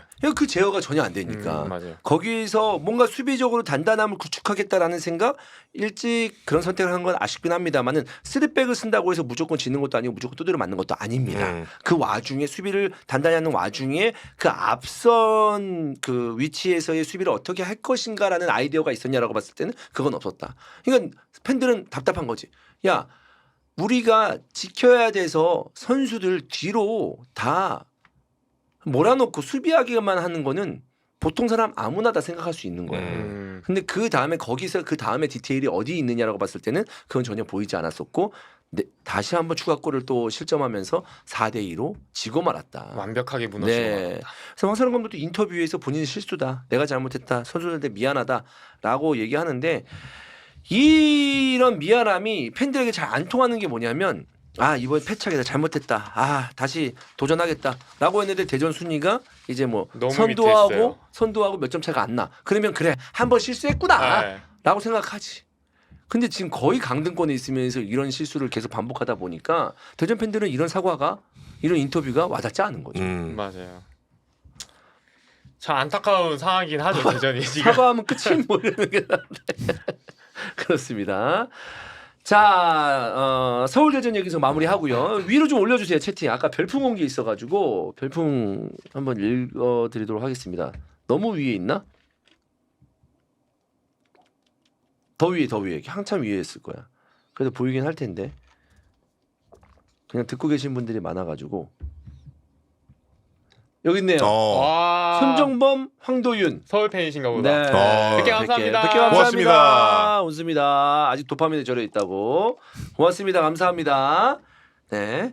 자, 다음 경기입니다. 이 경기도 마지막에 극장골이 나온 경기인데요. 광주 대 포항 경기입니다. 광주는 언제 이길지 모르겠고 포항도 굉장히 힘든 상황이었지만 그러니까 이런 거예요. 연패를 하는 팀이 어떤 식으로든 승리가 필요한데 그 부분에 있어서는 박재하 감독이 한숨 돌릴 수 있는 그런 승리였다라고 네. 말씀드릴 수 있겠습니다. 정확하게 말씀해 주신 것 같아요. 네. 최악의 상황에서 광주는 경기력만 챙겼고 반면 포항은 결과를 가져갔다. 아하. 네. 경기만 보면 광주는 또 잘했어요. 경기력이 나쁘진 않았어. 계속 이 전에 부천이랑 했을 때 마찬가지로 4-2-2 서가지고 무조건 하프 스페이스 파고 들어가고 이게 또 실제로 슈팅 숫자 보면은 20개가 넘어요. 21개 정확히. 네. 21개. 진짜 그 골키퍼 홍성민 선수 아니었으면은 포항은 대패할 뻔했어. 그 정도로 광주는 경기를 잘했는데 또 결과를 못 가져갔다. 네. 결국 이 경기는 내용도 좋았고 슈팅 개수나 슈팅의 어떤 그 유효슈팅 비율도 너무나 좋았던 그런 경기였는데 골키퍼 선방이 가장 눈에 보였던 그런 경기라고 볼 수 있나요? 거의 인생 경기였죠. 아, 진짜. 인생 경기. 인생 경기였어요. 홍성민 선수의 인생 경기. 완전 인생 경기라고 봐요. 저는 진짜 와 네. 특히 후반 이제 막판에 3연속 선방하고 마지막에 아이들 박스 안까지 접고 들어가서 저는 그 골이라 봤거든요. 완전히 벗겨졌으니까. 근데 그거를 또 버티면서 손으로 탁 쳐내는 거예요. 저 소름 돋았어요 보면서. 와 저 어린 선수 인생 경기 한 1년에 한 번씩은 오잖아요. 네. 오늘이다. 이전에도 계속 잘하고 있었는데 인생 경기다. 저거는 평생 기억 남는 경기다. 그 정도로 잘했어요 진짜. 근데 홍성민 선수가 19살이거든요. 와 대단한 거죠 진짜. 네. 그렇게 이제 경험도 많은 선수가 아니고 최근에 이제 많이 뛰고 있는 선수인데 네. 이 선수가 지난 시즌에도 잠깐 나왔을 때 당돌하더라고요. 진짜 19살이면은 그때 골키퍼로 이제 프로 무대 데뷔하면 쫄법도 하잖아요. 그렇죠. 근데 그런 모습이 전혀 없었습니다. 무게감이 느껴지더라고요. 네. 그 어린 선수. 지난 시즌에도 간간히 경기 나와서 리그에서 2경기 정도 나왔고. 네. 이거 뭐지?라고 하는 퍼포먼스를 보여준 적이 있었어요. 근데 이번 라운드에서도 홍성민은 포항 팬들을 춤추게 만들었고 일단은 광주가 21개의 슈팅 그리고 유슈팅 전환율이 10개였습니다. 물론 슈팅 자체가 홍성민 선수 쪽으로 쏠리는 경향이 없지 않아 있던 것도 사실이야. 네. 그럼에도 불구하고 방금 우리 김소비 위원이 얘기했듯이 그거 이건 들어갔다 싶었던 그 결정적인 거를 막아내는 거 보고 오늘 경기에서는 이거 포항의 박태하 감독 쪽으로 기우는구나 라는 생각을 좀 가질 수 있었지. 네. 근데 포항이 이날 경기에서도 사실 전체 슈팅 숫자가 5개밖에 되지 않았습니다. 네. 그만큼 공격을 풀어나가는 데 있어서 어려움을 겪은 것은 사실이고 경기력 자체가 올라오지 않다 보니까 파이널 서드에서 슈팅을 전후반 통틀어서 5개 그러니까 이거 정말 슈팅이 적었던 거야. 정말 사실 경기를 못한 거죠. 그 정도면. 그리고 사실상 1대1 무승부로 마감이 될 수 있었던 거였는데 결국엔 완델손의 한 방. 야, 아니 그 나이인데 후반 96분에 그렇게 스프린트 할 수 있는 거야? 올 시즌 시속 보니까 35까지 나왔어요. 아니 그러니까 완전히 회춘했어. 네. 작년에 1년 푹 쉬었다고 그래도 이제 재활의 기간이긴 했는데 그때 뭐 산삼을 뭐 깍두기로 쌀만 먹었는지 모르겠는데 엄청 아니 96분에 그 힘이 어디서 나냐고. 이게 쉽지 않단 말이야. 근데 완델선 선수는 이거 득점뿐만 아니라 사실 이제 팀에게는 이제 너무나 소중한 존재이기 때문에 그렇죠. 완델선의 컨디션이 굉장히 중요한데 37입니다. 그렇습니다. 89년생. 네. 89년생이 이런 식으로 뛰어다니는 거 쉽지 않고 특히 측면에서. 그렇죠. 네. 또 이제 포항이 약간 이전이랑 다르게 경기를 했던 게 이전에는 윙백들 위치가 높지가 않았었거든요. 근데 이번에는 전반부터 아예 최상단까지 올려놓고 했었어요. 그러면 완델선은 엄청 많은 거리를 뛰었다는 거거든요. 근데 그 상황에서도 96분에 그렇게 스프린트 하는 거 보고 전 기겁했어요. 난 그게 대단하다는 거야. 지금 수범이가 얘기했듯이 라인 자체를 끌어올리게 되면 수비 시에는 무조건 내려와야 됩니다. 네. 안 내려올 수가 없잖아. 활동 거리 자체가 다른 경기들과 비교했을 때 배에 가깝게 늘어날 수밖에 없는데 물론 스프린트가 더 많을 수밖에 없겠지. 근데 96분에 그런 스프린트를 보여준다는 게 완델손 선수가 얼마나 몸 관리를 잘하는 진짜? 선수인지를 우리가 확인할 수 있었던 것이고 또 그 순간 완델손의 결승골 장면은 완델손 왼발 아니었습니다. 오른발에서 터집니다. 그러니까 되는 날은 오른발도 되는 거야. 네. 그게 안 되는 날은 왼발에 걸려도 빗나간다고. 그렇지. 근데 오른발로 때리는데 그게 쫙 그냥 네. 골문으로 꽂히잖아. 근데 포항 팬들은 그 얘기를 해요. 쓰리백 그만 써라. 쓰리백 때문에 성적도 안 좋고 좀 내용도 안 좋다 이런 얘기를 하고 있거든요. 네. 이제 조금씩 변화를 가져가도 되지 않을까라는 생각이 들어요. 이제 조르지도 들어왔고, 네. 제 주닝요도 이제 엔트리에 들어왔었고, 그 측면에서 활용할 수 있는 자원이 생겼으니까 포백 전환도 고려하지 않을까라는 생각이 들어요. 그러니까 측면에 있는 자원들을 활용을 하게 된다면 백포에서 측면 윙포드를 사용할 수 있으니까 네. 쓰리백을 쓰면은 이제 윙백 자원들을 이제 측면에서 사용을 하는 거고. 그렇죠. 이게 이제 쓰리백이냐 이제 그 포백이냐를 봤을 때. 가장 어쩌면 피해보는 포지션이 양쪽 윙이잖아요. 맞아요. 네. 정확하죠, 진짜. 그렇죠. 네. 네, 갑자기 나는 포백에서 잘 뛰고 있었는데 감독이 새롭게 왔어. 감독 저거 한번 뭐야? 쓰리백 쓰네? 뭐야? 나 윙백 쓰라고? 아니면 또 나 수비력 부족하다고 해서 이제 풀백을 윙백으로 쓰고 네. 그 윙 자리가 없어지는 거잖아. 그런 선수 되게 많죠. 되게 많잖아요. 그러다가 진짜 막 엉뚱하게 터지는 애들이 윙 진짜 공격 잘하서 잘 뛰다가 윙백 했는데 빵 터지는 애들. 현범이. 현범이 2016년도에 제주 처음 왔을 때 공격 잘한 거 누구나 다 알았거든요. 네. 그때는 제주 포백이었어. 근데 경기가 안 좋다 보니까 현범이가 게임을 못 뛰고 있었는데 쓰리백에 딱 했는데 얘가 그냥 물만 났어. 완전 물만 나고 그게 그냥 날아다니는 거야. 네. 그러면서 커리어 하이 쭉쭉쭉 올라가요. 그게 이제 전형적으로 윙 하다가 윙백 했을 때 혜택을 본 선수들. 근데 그건 진짜 특이 케이스고 대부분의 윙들은 경기 못 뛰니까 이제 입 나오고 다른 데 가야지 하면서 네. 알아오게 되죠. 그렇습니다. 근데 이제 포항 입장에서는 윙이 생겨버렸기 때문에 이제 좀 조금씩은 변화를 줄 수 있는 가능성도 있다라는 또 거다. 저는 또 이제 기성용 선수를 조금 더 활용할 방법을 찾는 게 좋을 거라 보거든요. 기성용 선수 누구나 다 알잖아요. 킥력 좋고 이 경기장에서 아무리 신체적인 능력이 좀 떨어졌다 해도 주변에 볼 받을 수 있는 선수만 있으면은 절대 안 뺏기잖아요. 그 패스 네트워크만 잘 만들어주면은 또 경기를 다 잘 끌어갈 수 있을 거라 생각이 들어요. 기성용 선수를 활용한다면. 네. 그러기 위해서는 좌우 윙들이 폭이랑 높이를 얼마큼 잘 가져가냐. 이때 그 우리가 비더비에 대한 안정성이 있어야지만 그 포지션을 가져갈 수가 있잖아요. 그러니까 그거를 기성용 선수가 활용할 수 있는 위치만 잘 만들어준다면 포백해도 포항이 경기력은 조금 나아지지 않을까라는 생각이 들더라고요. 포백으로 전환을 하면서 기성용 선수가 빌드업에 축이 돼야 된다. 네. 주변 동료들이 좀 더 가까운 거리를 형성해주고. 네. 그 광주는 지금 최하위에 머물러 있는데 사실 이제 내용적으로나 여러 가지 어떤 분위기를 봤을 때 새로운 선수들이 이제 들어오면서 확실히 나아진 모습이긴 해요. 네. 근데 결국 이 팀도 다이렉트 강등은 아닙니다만은 정말 최악의 경우에서는 분위기를 좋은 상태에서 2부리그 팀을 만나야 되는 상황이잖아요. 그렇죠. 네. 그런 부분에 있어서 광주가 지금까지는 그래도 좀 조금씩은 나아지고 있기 때문에 못 네. 이기고는 있지만 네. 그렇게 좀 긍정적으로 봐도 괜찮겠죠. 긍정적으로 볼 것은 있다고는 봐요. 경기력에 경기력에 대한 부분은. 근데 이게 결국에는 저희가 항상 얘기하지만 프로는 결과잖아요. 근데 결과를 못 가져오는 상황이 지속되는 상태에서 플레이오프 들어간다? 그러면 양 팀의 기세라는 게 다르잖아요. 심리적인 부분. 거기서는 조금 더 불리해질 수가 있으니까 광주는 어서 이겨야 된다. 경기력 개선되는 거 다 알아.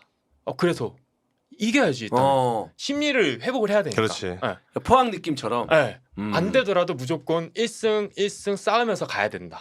그래야 이제 플레이오프권 가도 위험하지 않다. 네. 결과를 만들어내야 되는데 지금 정확히 수범이가 얘기했듯이 경기력이 좋아진다는 건 선수한테는 좋은 거야. 선수는 자기 퍼포먼스 올리고 광주가 영원히 자기가 있을 팀이 아닐 수도 있는 거잖아. 그러면 몸값 올려서 다른 데로 갈 수도 있는 거고 시즌 끝나고 나서 이 팀이 만약에 좋지 않은 결과를 맞이한다고 하더라도 팀을 떠날 수도 있고 그건 선수들한테는 경기력이 좋아진다. 선수 개인이 좋아진다. 팀의 퍼포먼스 좋아진다. 그 선수가 좋은 거야. 근데 감독에게는 단 하나만 있는 겁니다. 스코어보드. 결과가 나왔을 때 파이널 휘슬이 울렸을 때 전광판에 찍혀있는 그 숫자가 그날 경기 그 감독의 결과물이야. 그렇죠. 그게 감독이 받아들여야 되는 숙명인 거고. 그러니까 선수들은 자 오늘 움직임 좋았어. 아까 얘기했듯이 뭐 하프 스페이스 빠져 들어가는 움직임 좋아. 볼을 받아주는 게 좋아. 백코스가 좋아. 헤딩 경합 좋았어. 좋아. 이거 선수 개개인의 능력이야. 근데 모든 거를 다 총괄하고 있는 감독에게 결과물, 능력으로 인정받는 건 전광판의 마지막에 숫자라고. 근데 그 숫자를 지금 이정규 감독이 상대 팀보다 앞서 있은 지가 벌써 20경기가 넘었죠. 네. 그렇죠. 네. 21경기. 21경기. 그렇게 되면 이거는 지금 이정규 감독에 대한 평가로 지금 갈 수밖에 없는 거라는 거야. 선수들이 지금 이 여름 이적 시장을 통해서 아이데이를 비롯해서 여러 선수가 영입이 됐습니다. 물론 탑 클래스의 선수가 아니라고는 얘기할 수 있어. 그러나 여름 이적 시장 통해서 전반기와 다른 선수 구성을 갖춰줬다는 거죠. 그러면 여기서 이제 결과를 만들어줘야 되는 거야. 한 번이라도 그 변곡점을 마련을 해야 그치. 그 이후에 상승곡성을 타든지 그 이후에 뭐 드라마틱한 반전을 읽어내든지 그게 나오는데 지금 그게 전혀 나오지 않다 보니까 사실 광주가 과연 언제쯤 이길 수 있을까라는 생각을 할 수밖에 없는 그런 단계까지 온 거지. 네. 1승하면 울 것 같아. 울어야죠 이 정도면. 네. 물론 이제 FA컵에서 이제 승리가 있고 이번 주중에도 이제 그 FA컵을 참여를 하지만 리그에서 1승은 지난 이제 3월이 마지막이거든요. 맞아요. 네, 너무 그렇기 때문에 오래됐어요. 이제 인천전일 거예요. 네. 그때 3대2로 승리했는데 그때까지만 해도 그 광주는 1승 3무 개막 이후에 달리면서 이 정도면 나가는데 뭐 나쁘지 않네. 그래 리그 초반에 분위기 좋았어. 네. 초반만 잘 버티면 되겠네. 이런 생각했을 거예요. 했는데 주르륵 내려가면서 아직까지도 승리가 없는 광주기 때문에 일단 어떻게 되든 마지막에 순위가 어떻게 되든 플레이오프를 치르든 말든 그 중요한 게 아니고 광주에게 필요한 건 1승이다. 그렇죠. 슈팅을 30개를 얻어맞든 뭐 상관없어. 네. 그냥 이기기만 하면 돼. 이겨야 뭐, 돼. 네. 슈팅 뭐 하나 때리고 뭐 30대 얻어맞아도 이기기만 하면 돼. 이기기만 하면 된다. 일단 그 패배의 고리를 끊어내야 된다라는 네. 말씀을 드립니다. 자, 다음 경기 넘어가 보도록 하겠습니다. 인천 대 김천 경기고요. 경기는 1대1 무승부였습니다. 네. 양 팀이 되게 유사한 경기 운영을 했다고 보거든요. 포메이션도 똑같았고 그리고 포지셔닝도 뭐 3-3-4라든지 3-4-3 찌그러뜨려 가지고 한쪽을 활용하고 이러면서 되게 흥미롭긴 했는데 결과적으로는 양 팀 다 얻어가는 게 없었다. 네, 좀 아쉽게도 보이긴 하더라고요. 근데 경기 요소 자체는 좀 흥미로웠다. 충분히 1점씩 가져갈 수밖에 없는 경기를 했다라는 생각이 들어요, 저는. 네. 전체적인 분위기가 흥미로웠다고 하는데 어떤 부분이 좀 흥미로웠나요? 원래 보통 상대를 공략하기 위해서 우리 팀만의 아이덴티티를 고수하고 그리고 또 변형에 가져가고 하는데 인천은 자기들이 잘하는 거를 유지를 했고 저는 김천이 좀 다르게 할 줄 알았는데 똑같이 거의 쌍둥이처럼 뛰고 나왔거든요. 네. 한쪽 측면을 찌그러뜨리면서 인천은 이제 제르소를 활용하기 위해서 지난주에도 방송하면서 느꼈는데 찌그러뜨린다는 말 진짜 많이 쓰거든요. 네, 찌그러뜨린다는 말을 좀 더 쉽게 설명하면 시청자분들이 어떻게 이해할 수 있을까요? 찌그러뜨린다는 표현. 형, 이 사투리인가요? 아니야. 그거 그냥 축구 현장에서 쓰는 표현인데 그거를 이제 잘 알아듣기 편하게 풀어줘야지. 이 포백이 나란히 서 있기보다는 한쪽 풀백을 올리면서 한쪽 풀백은 안쪽으로 들어오면서 변형 3백을 변형 3백. 네. 변형 3백을 그러니까 우리가 알고 있는 이제 그 전형이 플랫하게 있는 게 아니고 조금은 이제 한쪽이 올라가면은 한쪽이 좀 내려와 주면서 이 플랫한 거에 좀 변형이 된다. 라는 거죠. 네. 인천은 인천은 제르소를 살리기 위해서 그렇게 작업을 하고 오른쪽에서 비더 패턴을 많이 가져갔는데 잘 안 됐고 그리고 김천은 똑같이 오른쪽에서 비더 패턴 많이 가지고 전반에 김주찬 활용하는 그런 식으로 가져갔었고 후반전에는 변화를 좀 줬거든요. 김천이 이제 4-2-4 형태로 위쪽에다가 무게를 많이 줬는데 거기서 조금 차이가 나긴 했어요. 그러면서 인천이 좀 자연스럽게 소유권을 많이 가져가고 세컨볼도 많이 가져가고 했는데 인천이 첫 번째 골 만들 때 너무 좋았잖아요. 그게 결과가 나왔다고 보거든요. 중원에 숫자를 많이 두면서. 근데 반대로 김천은 중원을 포기하는 대신에 크로스 상황에서 위쪽에 무게 많이 드니까 동점골을 만들어냈다. 그렇습니다. 무고사의 득점도 굉장히 센스가 있었잖아요. 와, 저 그 장면을 한 10번 본 것 같아요. 그래서 너무 흥미로웠어요. 선수들이 포지셔닝 가져간 것 자체가 저 계속 포지셔닝을 많이 보는데 무고서가 볼을 받기 위해서 이제 페리어가 들어가지고 그 다음에 제르소가 1차, 2차 움직임 가져가지고 서재민까지 해주니까 진짜 그림 같은 팀골이 나왔잖아요. 이게 너무 멋있었어요. 나는 페리어의 리턴 패스를 보고 깜짝 놀랐지. 야, 이렇게 스무스하게 내줄 수 있다고? 어울리지 않게. 와, 그거는 들어오면서 자 무고서야 들어오면서 때려요 이거였잖아. 그거 패스가 너무 좋았기 때문에 우리가 얘기하는 페리어의 패스에는 메시지가 가득 담겨 있었지. 자 무고사 형 들어오면서 발만 갖다 대. 그러면서 무고사 들어오면서 인사이드 툭 갖다 대는데 무고사의 감각도 감각이었지만 페리어의 리턴 패스가 없었으면 그 슈팅 나오기가 쉽지 않았을 거라고. 너무 예쁜 패스. 너무 진짜 이거는 잔디가 완전 실크로드처럼 쫙 밀려 나오면서 그거 무고사 들어가면서 저 인사이드만 다 갖다 댔잖아. 물론 감각적이었죠. 무고사는 우리가 다 아는 K리그에서 정말 정평이 난 최고의 스트라이커는 맞는데 페리어의 도움은 그 이상이었다. 이 말씀은 꼭 드리고 싶었습니다. 네. 그럼 페리어와 무고사의 이런 조합으로서 득점에 성공을 했기 때문에 이런 부분에 있어서 감독 입장에서는 기분이 좋을 수밖에 없다. 라는 거잖아요. 후반에 더 활용할 수 있는 카드가 생기게 됐고 또 무고사가 여름에 조금 약한 타입이었잖아요. 전체적으로 봤을 때는. 근데 무고사까지도 이제 살아났으니까 인천이 최근에 산무를 하긴 했지만 이제는 또 승리를 기대해 볼 만하다. 이제 자신들이 원하는 ACL에 나가기 위해서 조금 힘을 낼 수 있는 시기가 다가오고 있다라고 봅니다. 저는. 인천이 가을 축구 이게 예전에도 유명했잖아요. 얘네는 가을에만 축구하나 이 생각도 들었었거든요. 전반기에 안 돼도 가을 들어가면은 엄청 잘하니까 그 시기가 오고 있다. 가을 인천도. 근데 그때의 가을의 인천의 축구는 생존을 위한 축구였잖아. 그치. 지금은 그 느낌으로 가면 안 되지. 그거랑 완전 다른데 상승세에 올라가고 있다. 파이널 A 진입을 위한 A에서 경쟁을 하기 위한. 결국 이제 인천이 좀 더 좋은 순위를 유지하기 위해서는 무고사의 득점이 굉장히 중요하잖아요. 네, 최근에는 이제 무고사를 다 이제 교체 멤버로 지금 거의 활용하고 있는 윤정환 감독인데 좀 더 무고사의 출장 시간을 좀 늘릴 필요가 좀 있지 않을까 싶어요.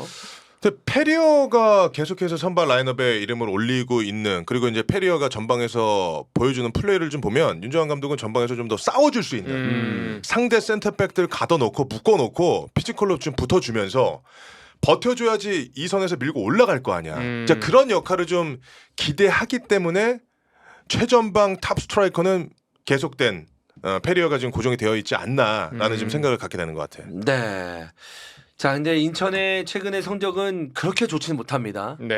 보면 뭐 중위권 정도의 순위를 유지하고 있고 사실 지금 워낙 선두인 서울을 빼고는 다른 팀들의 승점 차가 별로 나지 않기 때문에 한두 경기면은 순위가 완전 뒤바뀔 수가 있거든요. 근데 최근에 인천은 3무. 네. 이렇게 3무를 하는 데 있어서 좀 가장 큰 원인이 있다면 어떤 게 있을까요? 저는 외인 의존도가 조금 너무 높지 않나라는 생각이 들어요. 이제 개인 공격수들 중에서도 국내 선수들이 조금 더 활약을 해줘야 될 필요가 있지 않나? 보통 보면 지금 거의 한 19골? 20골 가까이 되거든요. 그럼 팀 득점 절반 이상 거의 3분의 2 수준이 정도니까 이제 국내 선수들이 조금 더 터져줘야 될 것 같고 미드필드진은 저는 너무 좋다고 보거든요. 이청용 선수라든지 이명주 선수, 서재민 선수 너무 좋아요. 와, 그 활동량이나 공격 전개 작업이나 이런 게 너무 좋은데 미드필드진에서도 이제 조금씩 터져주면 좋지 않을까? 라는 생각이 들어요, 저는. 네, 좋습니다. 인천과 김천의 경기 1대1로 무승부였었고요. 인천은 3경기 연속 리그에서 패 그리고 김포FC와의 FA컵에서 패했기 때문에 모든 경기를 다 합친다면은 지금 3무 1패의 성적 그렇게 성적은 좋지 못하지만 승점은 그렇게 많이 떨어져 있는 상황은 아니다라는 것을 설명드립니다. 다음 경기입니다. 울산 대 강원 경기. 이 경기도 정말 미친 경기였습니다. 황제가 현장에서 중계를 했죠. 비도 계속 내리는 상황이었잖아요. 네, 울산 문수 경기장 하늘도 뚫려 있었습니다. 네. 킥오프 전에는 진짜 앞을 볼 수 없을 정도로, 그 정도로 엄청나게 비가 많이 내려서 이제 중계하면은 반대 리버스 카메라가 중계석에 비추잖아요. 그래서 이제 중계진 비추려고 그거를 처음에 이제 테스트를 하는데 비 때문에 우리 얼굴이 안 보일 정도였어요. 킥오프 전에는 그 정도로 많이 하네요. 엄청나게 내리더라고. 그래서 그라운드 킥오프하고 나서도 젖어 있는 정도가 아니라 물이 고여 있어서 선수들이 뛸 때마다 척척 소리가 날 정도로 굉장히 비가 많이 왔었고 울산은 리그에서 3연승을 달리고 있어서 4연승을 꿈꿨지만 리그에서 3경기 동안 승리가 없던 강원에게 홈에서 2대3으로 패하고 맙니다. 네. 경기 자체는요 중계하는 입장에서 최고의 매치였습니다. 저는 이번 주 뭐 토요일에 수원 더비 가고 어제 울산 강원 갔지만 골이 이렇게나 많이 터져주면 사실 중계할 때 골 많이 터지기래 재밌고 흥이 나서 하는 거잖아요. 그렇죠. 그래서 살짝 지금 목이 갔습니다. 명품 네. 보이스에 네. 이게 들어갈 수에만 9번을 하다 보니까 거기다가 수원 같은 경우에 마테우스 바비가 장애 홈런 치는 바람에 그것도 샤우팅했잖아.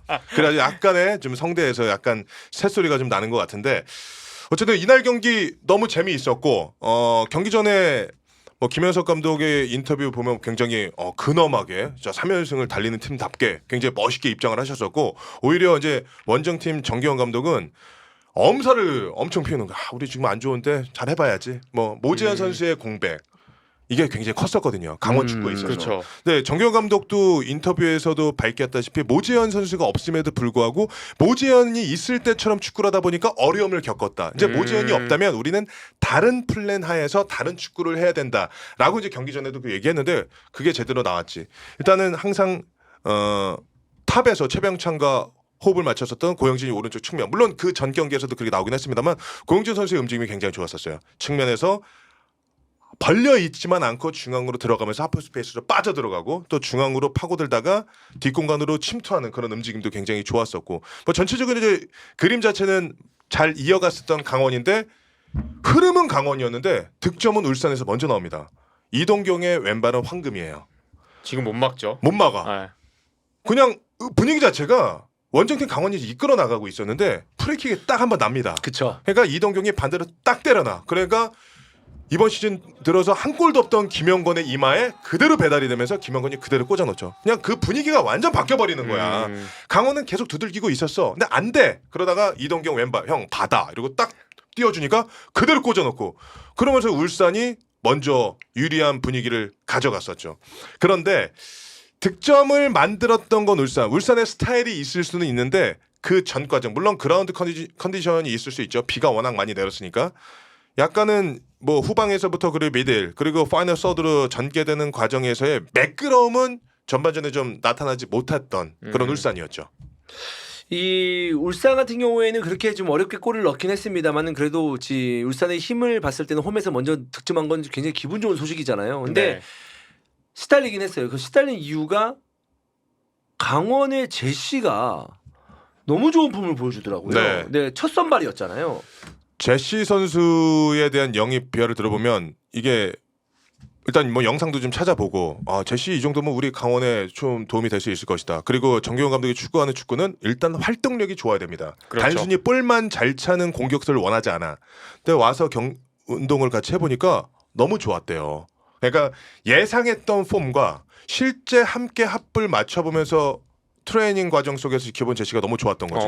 그러니까 뭐 지금 모재현의 공백 생기면서 김대현이 중앙으로 들어가고 왼쪽에 이제 제시가 나온 건데 제시는 더 좋아질 것 같아요. 플레이를 보면 빠르고 볼도 잘 다뤄. 근데 단순하게 빠른 게 아니라 움직임을 상대를 놓게 만드는, 상대를 떨구게 만드는 움직임을 가져갈 줄 아는 선수라는 거야. 그래서 선제 동점골 만드는 과정에서도 보면은 횡으로 뛰다가 종으로 빡 들어갈 때 물론 이유연의 패스가 기가 막혔었죠. 너무 좋았죠. 제시의 움직임 보고. 근데 제시가 컨트롤하는 것도 지금 그때 정승현 선수가 막 접근을 합니다. 그래서 볼을 막 따먹으려고 해. 근데 그 순간에 볼이 튀어오를 때까지 기다리지 않고 발바닥으로 딱 긁고 나가는 거야. 그 템포가 그 타이밍을 잡아내는 게 이 선수 다르구나라는 걸 좀 느낄 수 있었고 쳐놓자마자 그대로 원터치로 그냥 반대로 꺾어 놓잖아.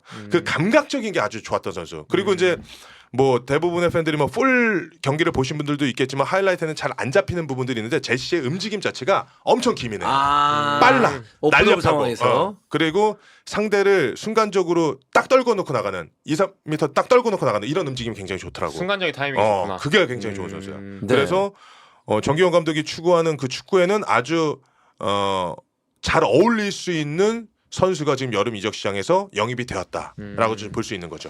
양팀 모두 수비에 대해서는 좀 아쉬움이 있을 겁니다. 사실 이제 김영권, 정승현에게 실점했다는 것은 세트피스 상황에서의 대응이 잘 안 됐던 강원의 모습이라고 볼 수가 있는 거고요. 그리고 강원의 장점이라고 하면 이 선에서 침투에 들어갔을 때 이제 하프 스페이스의 공간을 정말 잘 이용하는 맞아요. 팀이 강원이거든요. 네. 제가 알고 있는 K리그 팀들 중에 그 공간을 제일 잘 이용하는 팀은 강원이다. 정말 기계적으로 패스를 주고받으면서 측면의 윙에 있는 자원이라든지 이 선에서 받치고 있는 공격형 미드필더 자원이라든지 그 위치를 잘 파고들면서 이제 박스 안쪽에서 찬스를 만들어내는데 그 부분에 대해서 알고 있었을 텐데 대응을 잘 하지 못했던 울산의 모습도 있었고요. 알고도 좀 못하지 않았나라는 생각이 들어요. 그 원래 항상 공간을 활용할 때 타이밍이랑 선수들 간의 거리 이거잖아요. 근데 그 타이밍이랑 우리 편 동료 간의 이 호흡 자체가 너무 좋았던 것 같아요. 그래서 이제 울산도 부담이 됐던 게 앞에서 계속 유기적인 움직임을 가져가니까 내가 나와서 묶고는 싶은데 또 뒤에 빠져나가는 선수가 있으니까 자신감 있게 나오지 못하더라고요. 거기서 이제 동점골이 터지게 됐고. 지금 주원이 형이 얘기하는 그 하프 스페이스 공략 방법이 강원은 굉장히 심플합니다. 네. 이날 경기에서도 김영건의 자책골이 터지는 과정에서 이유연이 다 빠져들어가잖아. 맞아요. 박스 앞에서 아크 부근이면 무조건 2대1 원투야. 그걸로 얘가 개인이 상대 수비를 벗겨서 돌파해서 하프 스페이스를 먹어버리겠다는 계산이 없고 그냥 원투야. 맞아요. 그리고 들어가면 통짜가 나버리는 거야. 어제 경기에서도 그런 케이스가 나왔었고 나왔죠. 그 과정에서 조현택, 김영건 따닥 맞으면서 이제 자책골로 연결된 건데 이유연 선수는 중앙 미드필더로서 경기 운영도 너무 잘하고 이 활동력도 장난이 아니잖아. 박투박 왔다 갔다 하는데 공격 상황으로 갔을 때 공격형 미드필더가 보여줘야 되는 퍼포먼스와 축구에 대한 이해도가 너무 좋아. 그래서 그 이유연 선수의 동작 하나로 그 무브먼트 하나로 울산 수비수들이 전혀 따라갈 수 없는 상황을 만들 수 있었던 거죠. 네, 이 경기를 가른 것은 바로 김동현 선수의 슈팅이었습니다. 제가 이제 매 라운드 추스카스라고 골 장면을 이제 따가지고 혼자서 이제 그 여러분에게 이제 골 장면을 모아서 1부 리그, 2부 리그 다 이제 보여주는 컨텐츠가 있거든요. 네. 이 골을 보고 여러분 이번 추스카스는 이 골이 1등입니다. 그러니까 끝나지 않았어요. 그냥 그 슈팅 나오자마자. 그렇게 얘기할 정도로 엄청난 슈팅이 나왔었고 와. 이런 골이 나오면 사실 수비 전술이고 뭐 수비 누구 투입하고 이게 중요한 게 아니잖아요. 누구 노이어가도 못 막아요. 네. 진짜 그 궤적은 못 막아. 근데 절대 못 중계하면서 딱 하고 임팩트 하는 순간에 그 느낌 오잖아요. 야 이거 가겠다. 이거 좀 비슷하겠다. 이런 생각이 드는데 저는 이 너무 환상적인 골이라서 딱 맞는 순간도 처음에 기대도 안 했어요. 그냥 눈 감았다 뜨니까 골문 안쪽에 볼이 들어가 있는 거야. 너무 깜짝 놀랐습니다. 입이 그냥 쩍 벌어졌지. 네. 그쵸. 입이 쩍 벌어지는 슈팅이었고 김동현 선수가 볼을 딱 잡아놓고 때리는데 울산 선수들도 이게 설마 그럼 무조건이지. 이게 거리가 뭐 되겠어? 있으니까. 라는 생각 아무도 덤비지 않았어. 아무도 덤비지 않고 그 활동력 좋은 토마스도 이렇게 그냥 바라보고만 있었고 슈팅 때리는데 근데 그 궤적을 느린 장면 보셨죠? 발등에 제대로 얹히기도 했는데 느린 장면으로 보면 바깥으로 나가다가 이렇게 안으로 들어간다고. 맞아. 그러니까 이건 아무도 못 막아. 노이어가 네. 야신이 와도 안 되는 거였어. 그냥 김동현의 대단한 슈팅이었다. 다만 이 슈팅 때리는 과정을 보면 중거리 슈팅 때리려고 하면 선수 막 몸에 힘 많이 들어가잖아. 그치. 김동현 선수가 때리는 그 과정 보면은 우리 뭐 운동하다가 연습할 때 그냥 한번 슈팅 때려야지. 툭 밀어놓고 그냥 툭 뗐는데 그게 발등에 제대로 맞았던 거지. 그래야 골이 들어가는 것 같아. 동현이가 발목에 힘이 엄청 좋아요. 눈에 띄지 않는데 발목 힘이 엄청 좋아서 킥이라든지 이런 거에 자신이 원래 있는 애야. 그래서 딱 때릴 때 저도 아는 사람이니까 했는데 와, 저 슬로우 모션 나오는데 진짜 입에 안 다물어졌어. 네. 전날 토요일 날 수원 더비 때 고승범 선수의 중거리 슈팅도 그것도 대단했었잖아요. 좋았죠. 네. 그대로 사각으로 꽂히고 야 이거 대단한 골이다라고 생각했는데 김동현 골 터지고 나니까 이거 안 되겠다. 주원 형 말대로 추스카스는 이걸로 가는 거구나 라고 생각할 수밖에 없는 정말 엄청난 골이었습니다. 네. 사실 이런 것들 이런 슈팅도 김동현 선수 입장에서 평생에 한번 나올까 말까 선수 생활에서 네. 그런 골이잖아요. 맞아요. 근데 진짜. 이제 팀이 승리하기 위해서는 이런 골 한번 터져 준다면 그냥 뭐 네. 환상적인 골이죠. 이제 그렇죠. 개인적으로도 그렇고 팀으로 들어오고 네. 팀도 여기서 이런 골이 나와? 그러면 뭐 날아가는 거죠. 이런 골이지 몇 번 나오면은 그 팀은 정말 승점 따내는 게 쉬울 텐데. 되는 거죠, 그냥. 네, 근데 이런 슈팅들이 자주 나오는 게 아니기 때문에. 그렇죠. 말 그대로 인생골인데 네. 자꾸 이런 게 자주 터지면 그게 어떻게 인생골이 되겠어. 실력이죠. 노멀해지면 안 되는 거지. 노멀을 집은 좋지 그래도. 그 팀한테 좋은 거 아니에요? 아니 그런데 그거 인생골이라고 못 부른다는 거지. 네. 내 말은. 그러나 강원의 김동현의 대단한 결승골도 있었지만 강원은 여전히 숙제가 있습니다.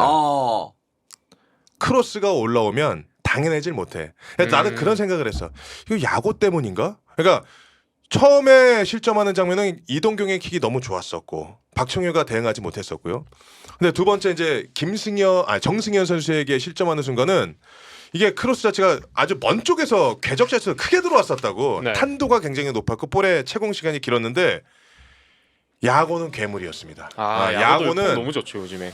야구였기 때문에 당연하지 못했을까라는 생각도 의문점도 있기는 하지만 좌우 측면에서 날라오는 크로스에 대해서 그렇게 속절없이 무너지게 된다면 사실 축구에서 중앙을 파고들고 하프 스페이스 빠져 들어가는 그런 순간들보다 좌우 측면의 크로스가 축구 경기에서 더 많이 나오잖아. 네. 근데 그런 장면에서 그렇게 실점을 하게 된다면 강원이 뭐 정경원 감독이 여러 가지로 뭐 플랜 A, B 들고 나오겠지만 더 높은 곳을 향해서 그리고 아시아 무대까지 함께 병행해야 되는 후반기 때 어려움을 겪을 수 있다. 수비에서의 안정화, 특히 좌우 측면에서 크로스에 대한 대응은 충분히 개선을 해야 된다라는 말씀을 드리고 싶네요. 네, 그렇습니다.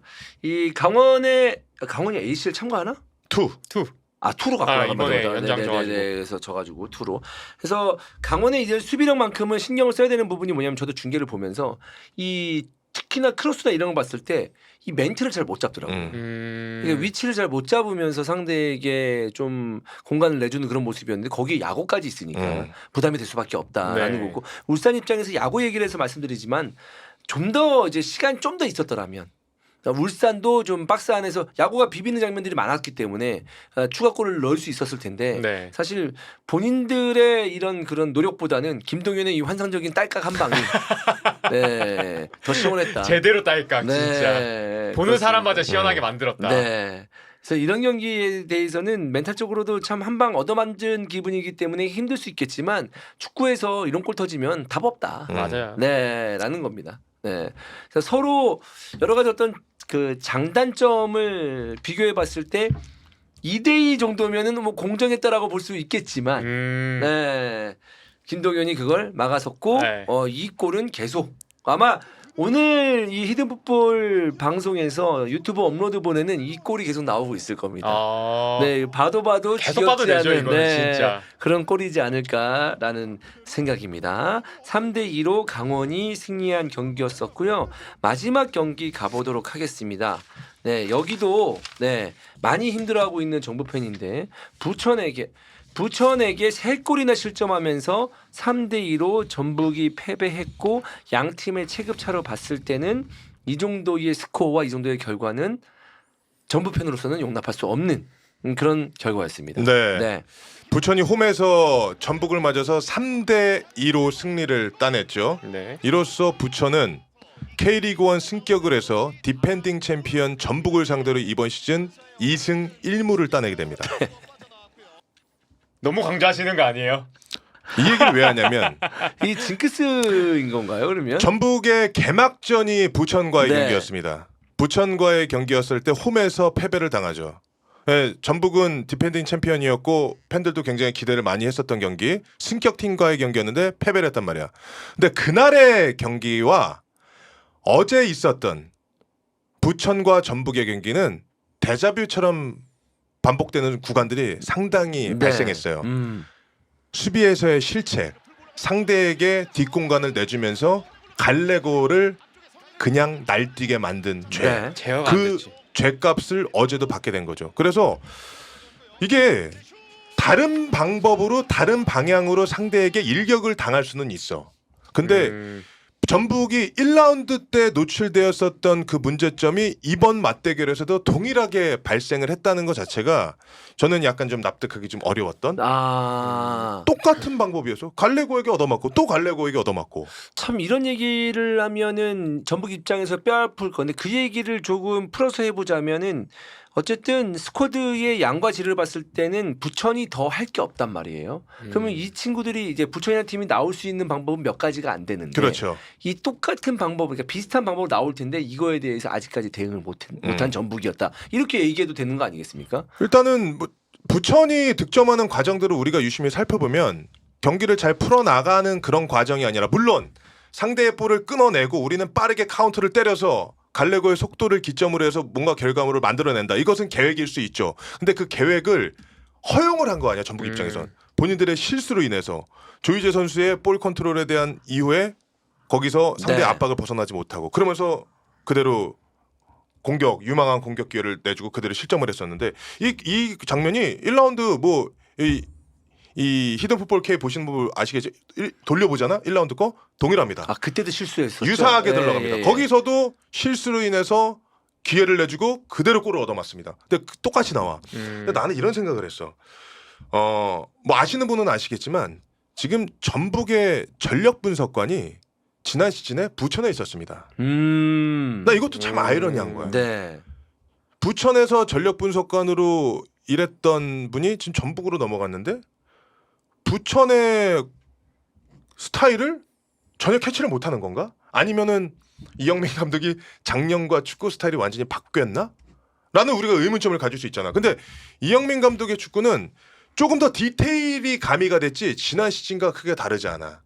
부천의 승강 플레이오프 때 마사니를 기점으로 했었던 축구는 여전히 K리그 1에서도 이어지고 있고. 그래서 저는 야 이게 지금 이 전북의 여러 가지로 지금 뭐 선수들의 인터뷰도 막 화두가 되고 있고 성적도 좋지 않고 지금 이번 시즌 승격한 팀에게 이번 시즌 3경기에서 단 한 번도 이기지 못한 거. 이 복합적으로 굉장히 문제점이 지금 도드라지고 있다라는 생각을 갖게 하는 매치였습니다. 네.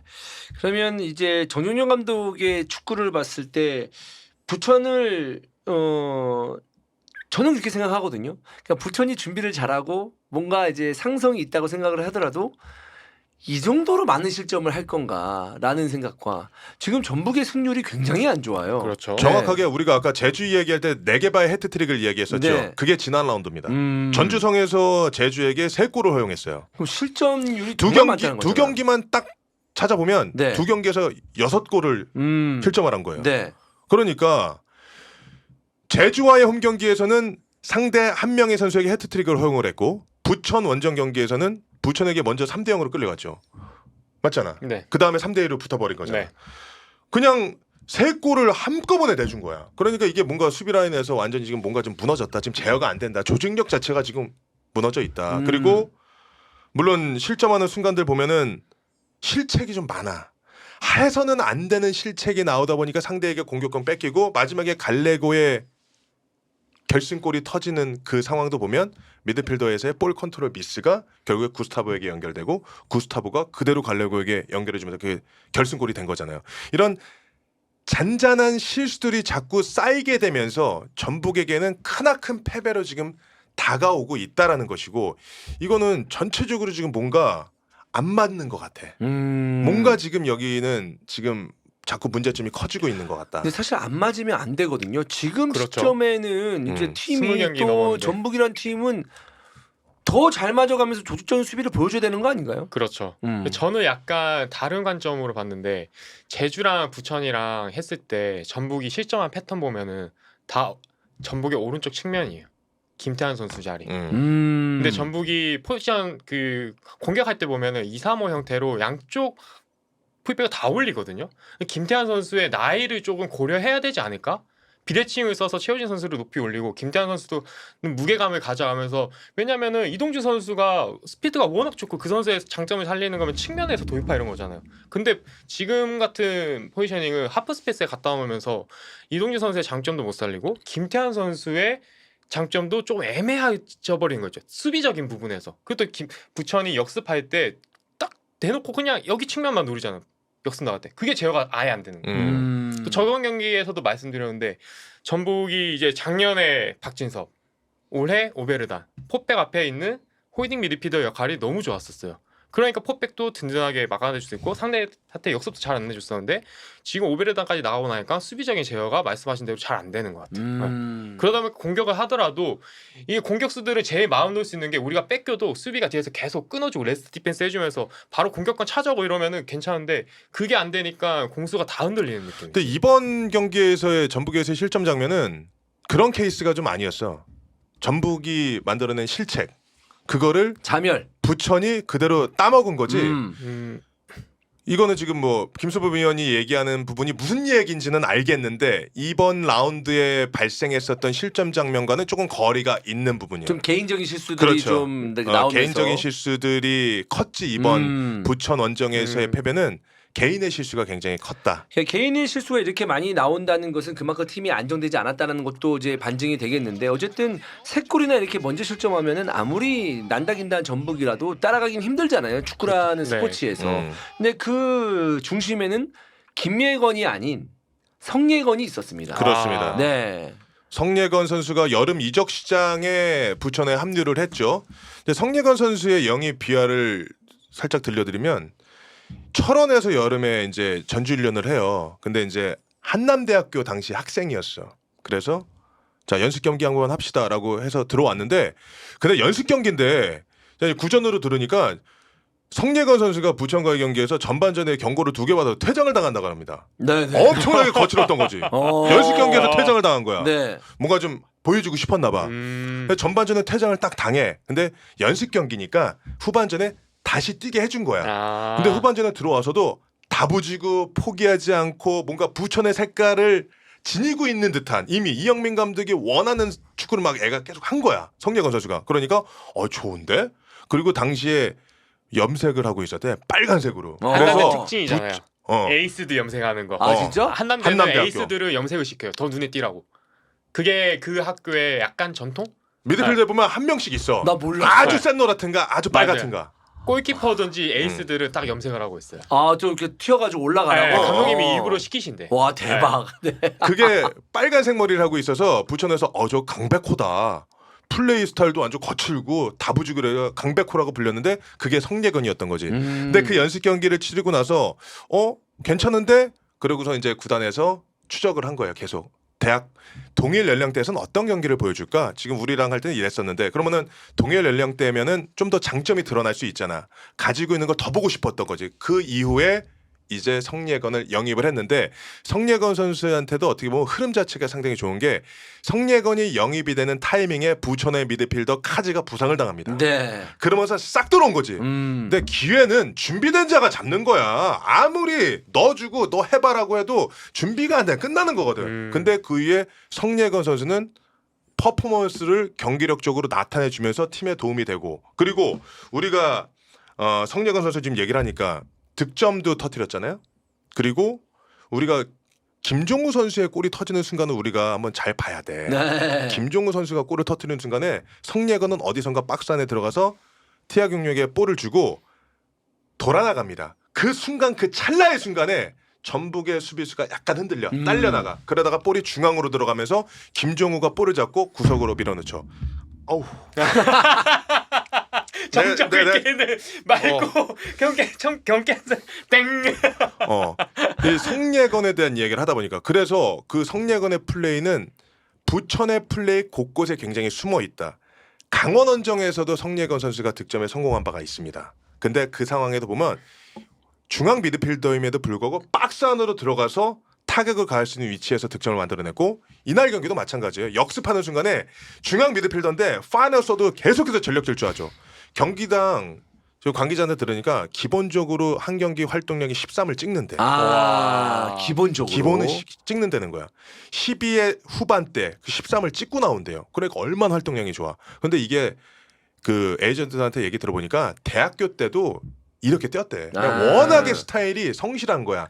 팀에서는 없어서는 안 되는 에너자이저의 역할을 하는 선수가 성례건인데 부천의 컬러가 그렇잖아요. 많이 뛰어야 되잖아. 뭔가 좀 만들어 나가고 이런 거보다 스프린트가 많은 팀이잖아. 상대 수비 공격을 좀 막아내는 축구를 해야 되고 거기에 지금 최적화된 스타일을 갖고 있는 게 성례건이다. 지금 팀도 굉장히 잘 만난 성례건이다라는 말씀을 좀 드리고 싶습니다. 근데 실력도 실력이지만 그렇게 많이 뛰고 체력이 좋은 선수는 타고나는 거잖아요, 사실. 그렇죠. 네. 특히 미드필더에서 그렇게 활동량 많이 가져가기 쉽지 않잖아요. 인천의 뭐 서재민 선수도 그렇고. 어쩌면 현대 축구에서 뭐 볼을 다루는 기술만큼이나 중요한 게 그런 성향 아닐까요? 피지컬. 포기하지 않고 또 열심히 뛰고 체력이 좋은 선수도 필요하니까. 요즘 시대에 많이 요구되는 네. 그런 능력이죠.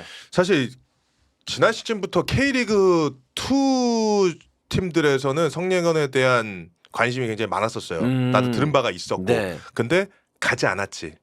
근데 이 부천에서 이번 여름 이적 시장에서의 이영민 감독의 콜은 성례건도 딱 구미가 딱 당겼던 거야. 이 팀과 나의 컬러 맞는다라고 본인도 생각을 했겠지. 네. 이제 20살 선수거든요. 그렇기 때문에 이제 뭐 이름도 비슷해서 김예건 선수하고도 좀 투 예건. 네. 어느 예건이 더 잘하나 네, 이랬는데. 비교도 되긴 했었는데 물론 이날 경기에서 김예건 선수도 나름 어떤 그 좀 날카로운 모습도 몇 번 있긴 했었어요. 맞아요, 슈팅이 맞아요. 좋더라고요. 박스 네. 앞에서 일단 침착하고 음. 그 좁은 데서도 슈팅을 할 수 있는 능력은 무조건 있어요. 네. 아니 뭐 김예건 선수 경기 시작하자마자 바로 오버헤드킥 박아버리더라고. 그 19살 선수가 프로 무대에서 선발로 나와서 오버헤드킥 한다는 거 쉬운 게 아니거든. 물론 가지고 있는 그 재능이 있다 보니까 그런 퍼포먼스를 낼 수 있는 거지만 그것도 얼마나 배포야. 그거에다가 실수하게 되면 너 뭐하냐? 얘기 들을 수 있는 거 아니야. 근데 그것도 감안하면서 자기가 자신감 있게 한다는 게 난 그 배포와 우리가 이야기하는 깡이 마음에 들었어. 네. 그 외국인 선수뿐만 아니라 성예건 선수의 활약 덕분에 이제 부천은 모든 경기 포함해서 최근 5경기에서 3승 2무로 달리고 있습니다. 하지만 전북 그러지 못하고요. 근데 전북의 이제 공격수 못다 얘기를 안 할 수가 없는데 콤파니오가 물론 복귀는 했습니다만은 못다가 일단 골을 못 넣고 있어요. 네. 네. 근데 이 선수에 대해서 이렇게 고집을 할 필요가 있느냐라는 생각도 들거든요. 네, 뭐 못다뿐만이 아니죠. 새로 영입된 선수 이탈로도 마찬가지고. 네. 다시 이제 못다 얘기로 좀 돌아가 보면 못다는 안양의 옷을 입고 있을 때 못다의 모습을 전혀 지금 보여주지 못하고 있죠. 뭐 전북에서 야심차게 영입을 한 이유는 지난 시즌 안양의 옷을 입고 있을 때 보여줬었던 정말 퀄리티 높은 골 결정력이었잖아. 지금 그 모습을 나타내주지 못하고 있는데 사실 못다가 안양에 있을 때 못다의 활용도와 전북에서 못다의 활용도는 분명한 차이가 있습니다. 못다가 안양에서 득점을 많이 만들어냈던 순간들을 보면은 속도에 기반된 공격이 진행됐을 때 그리고 측면에서 크로스가 올라오는 것도 단순히 상대 수비가 몰려있는 상황에서가 아니라 뭔가 좀 속도감이 있는 공격 전개 속에서 그런 과정들이 만들어졌단 말이야. 맞아요. 근데 그런 부분이 지금 전북에서의 그 팀의 컬러라고 할까? 이런 부분은 분명히 차이가 있는데 콤파니오가 지금 돌아왔는데 콤파니오는 몸 상태가 지금 우리가 알고 있는 지난 시즌의 콤파니오 상태는 아닙니다. 좀 걸릴 것 같아요. 네, 좀 걸릴 것 더 같아요. 올라와야 돼요. 확실히 이제 부상이 너무 공중보 컸으니까. 십자인대라는 건 오죽하면은 병무청에서 군대 오지 말라고 하겠냐고. 네. 십자인대는 쉬운 게 아니기 때문에 콤파니오의 최대 무기인 공중볼 장악을 위해서는 아무래도 점프력이 기반이 돼야 된다라고 생각을 했을 때 아직까지 100% 올라오려면 좀 시간이 걸릴 것 같고 티아고가 빠르게 스쿼드에 들어와서 전방에 서줘야만 뭔가 좀 변화가 생길 것 같아요. 네. 예, 이탈로에 대한 기대치는 상당히 높았었지만 경기장에서 보여주는 게 그만큼은 지금 나타나지 못하고 있다라는 좀 말씀 좀 드리고 싶고요. 좋습니다. 마지막으로 이 이슈를 한번 얘기해 볼게요. 여러분의 생각을 좀 궁금해서 여러분의 생각이 궁금해서 물어보는 건데 전북이 지난 시즌에 포획 감독을 부임시키고 나서 1년 만에 우승을 했습니다. 바로 우승을 했죠. 정준용 감독으로 바뀌었습니다. 지금의 순위가 뭐 낮은 건 아니에요. 순위가 제 4위인데 울산과 승점차는 3점. 정준용 감독의 자리 어디까지 언제까지 지킬 수 있을까요? 지금 뭐 경질된다 이 뜻이 아니고 이 정도의 순위를 유지하고 시즌을 끝낸다. 그러면은 내년 시즌까지 갈 수 있을까요? 일단 저는 지금 리그만 바라볼 게 아니라 ACL 엘리트 시작하잖아요. 그때 과연 이 리그에서의 분위기가 이렇게 다운이 되어 있는데 ACL 엘리트가 시작되고 나서 투트랙을 돌렸을 때 과연 전북은 어떤 모습을 나타낼까? 일단 거기가 첫 번째 단계가 될 것 같고요. 그리고 포획 감독 시절을 이야기했으니까 포획 감독 시절 지난 시즌 전북은 38라운드까지 정확하게 5패를 했습니다. 네. 그리고 우승 타이틀을 거머쥐었고 지금 K리그 1에서 23라운드가 종료됐는데 전북은 7번의 패배를 실패. 벌써 당했죠. 아직도 남아있는 경기가 15경기죠. 패배 숫자는 더 늘어날 가능성이 높죠. 있다라고 전제 조건을 우리가 깔 수 있을 것 같아요. 그래서 지금 뭐 언제까지 버틸 수 있을까라는 것보다 지금 전북은 팬들이 바라보는 시각도 마찬가지고 지난 시즌과 비교했을 때 너무나도 차이가 난다. 이것에 대해서는 빠른 시간 안에 분위기 반전이 필요하고 더 중요한 것은 ACL 엘리트가 시작되기 전에 상승 곡선을 그리지 않으면 지금 이주원 위원이 얘기했듯이 정종용 감독도 굉장히 위험해질 수 있다. 결국 이제 지금부터라도 이제 뭔가 희망을 주는 경기 내용과 결과를 보여준다면 리그뿐만 아니라 아침에서도 그러면은 내년까지 바라볼 여지가 있겠으나 만약에 지금 굉장히 좀 오락가락한 내용을 보여주고 내용 쪽으로도 또 ACL에서 경쟁력을 보여주지 못한다면은 1년 만에 감독이 바뀔 수도 있다. 이런 얘기잖아요. 뭐 그건 모르죠. 그걸 내가 어떻게 합니까? 아니 위험하다게 그 얘기 아니야. 뭐 위험한 게 뭐 바뀌는 거하고 무슨 상관이 있습니까? 위험하다는 거지. 예. 네. 이제 당장 근데 이게 제 말은 이거예요. 그러니까 당연히 모든 사람들이 그러면은 전북이란 팀에서 감독을 하는 게 그런 무게감을 버텨내고 조금만 부진하게 된다면은 좀 시간이 많이 주어지지 않을 수도 있다. 이건 모두 다 이제 알고 있는 부분인데, 그러니까 조금 부진하다고 하더라도 내년까지 볼 수 있느냐 없느냐라는 거는 이제 생각을 해봐야 되는 거지. 기회를 좀 더 줘야 되느냐. 그 기회는 다음 라운드 현대가 더비가 고비가 될 수 있겠죠. 현대가 더비에서 반전을 또 만들어낼 수 있고 그 이후의 일정들 또 원하는 대로 이끌어 나간다면, 그리고 뭐 반복해서 얘기하지만 ACL 엘리트는 아주 큰 무대입니다. 전북에게. 네. 그리고 K리그 디펜딩 챔피언으로서 참가하는 대회에서 좋지 못한 결과물이 자꾸 나온다? 그러면은 주원이 형의 머릿속에 가득 차 있는 그 시나리오대로 될 그건 가능성이 아닙니다. 높겠죠. 저는 그건 아니고.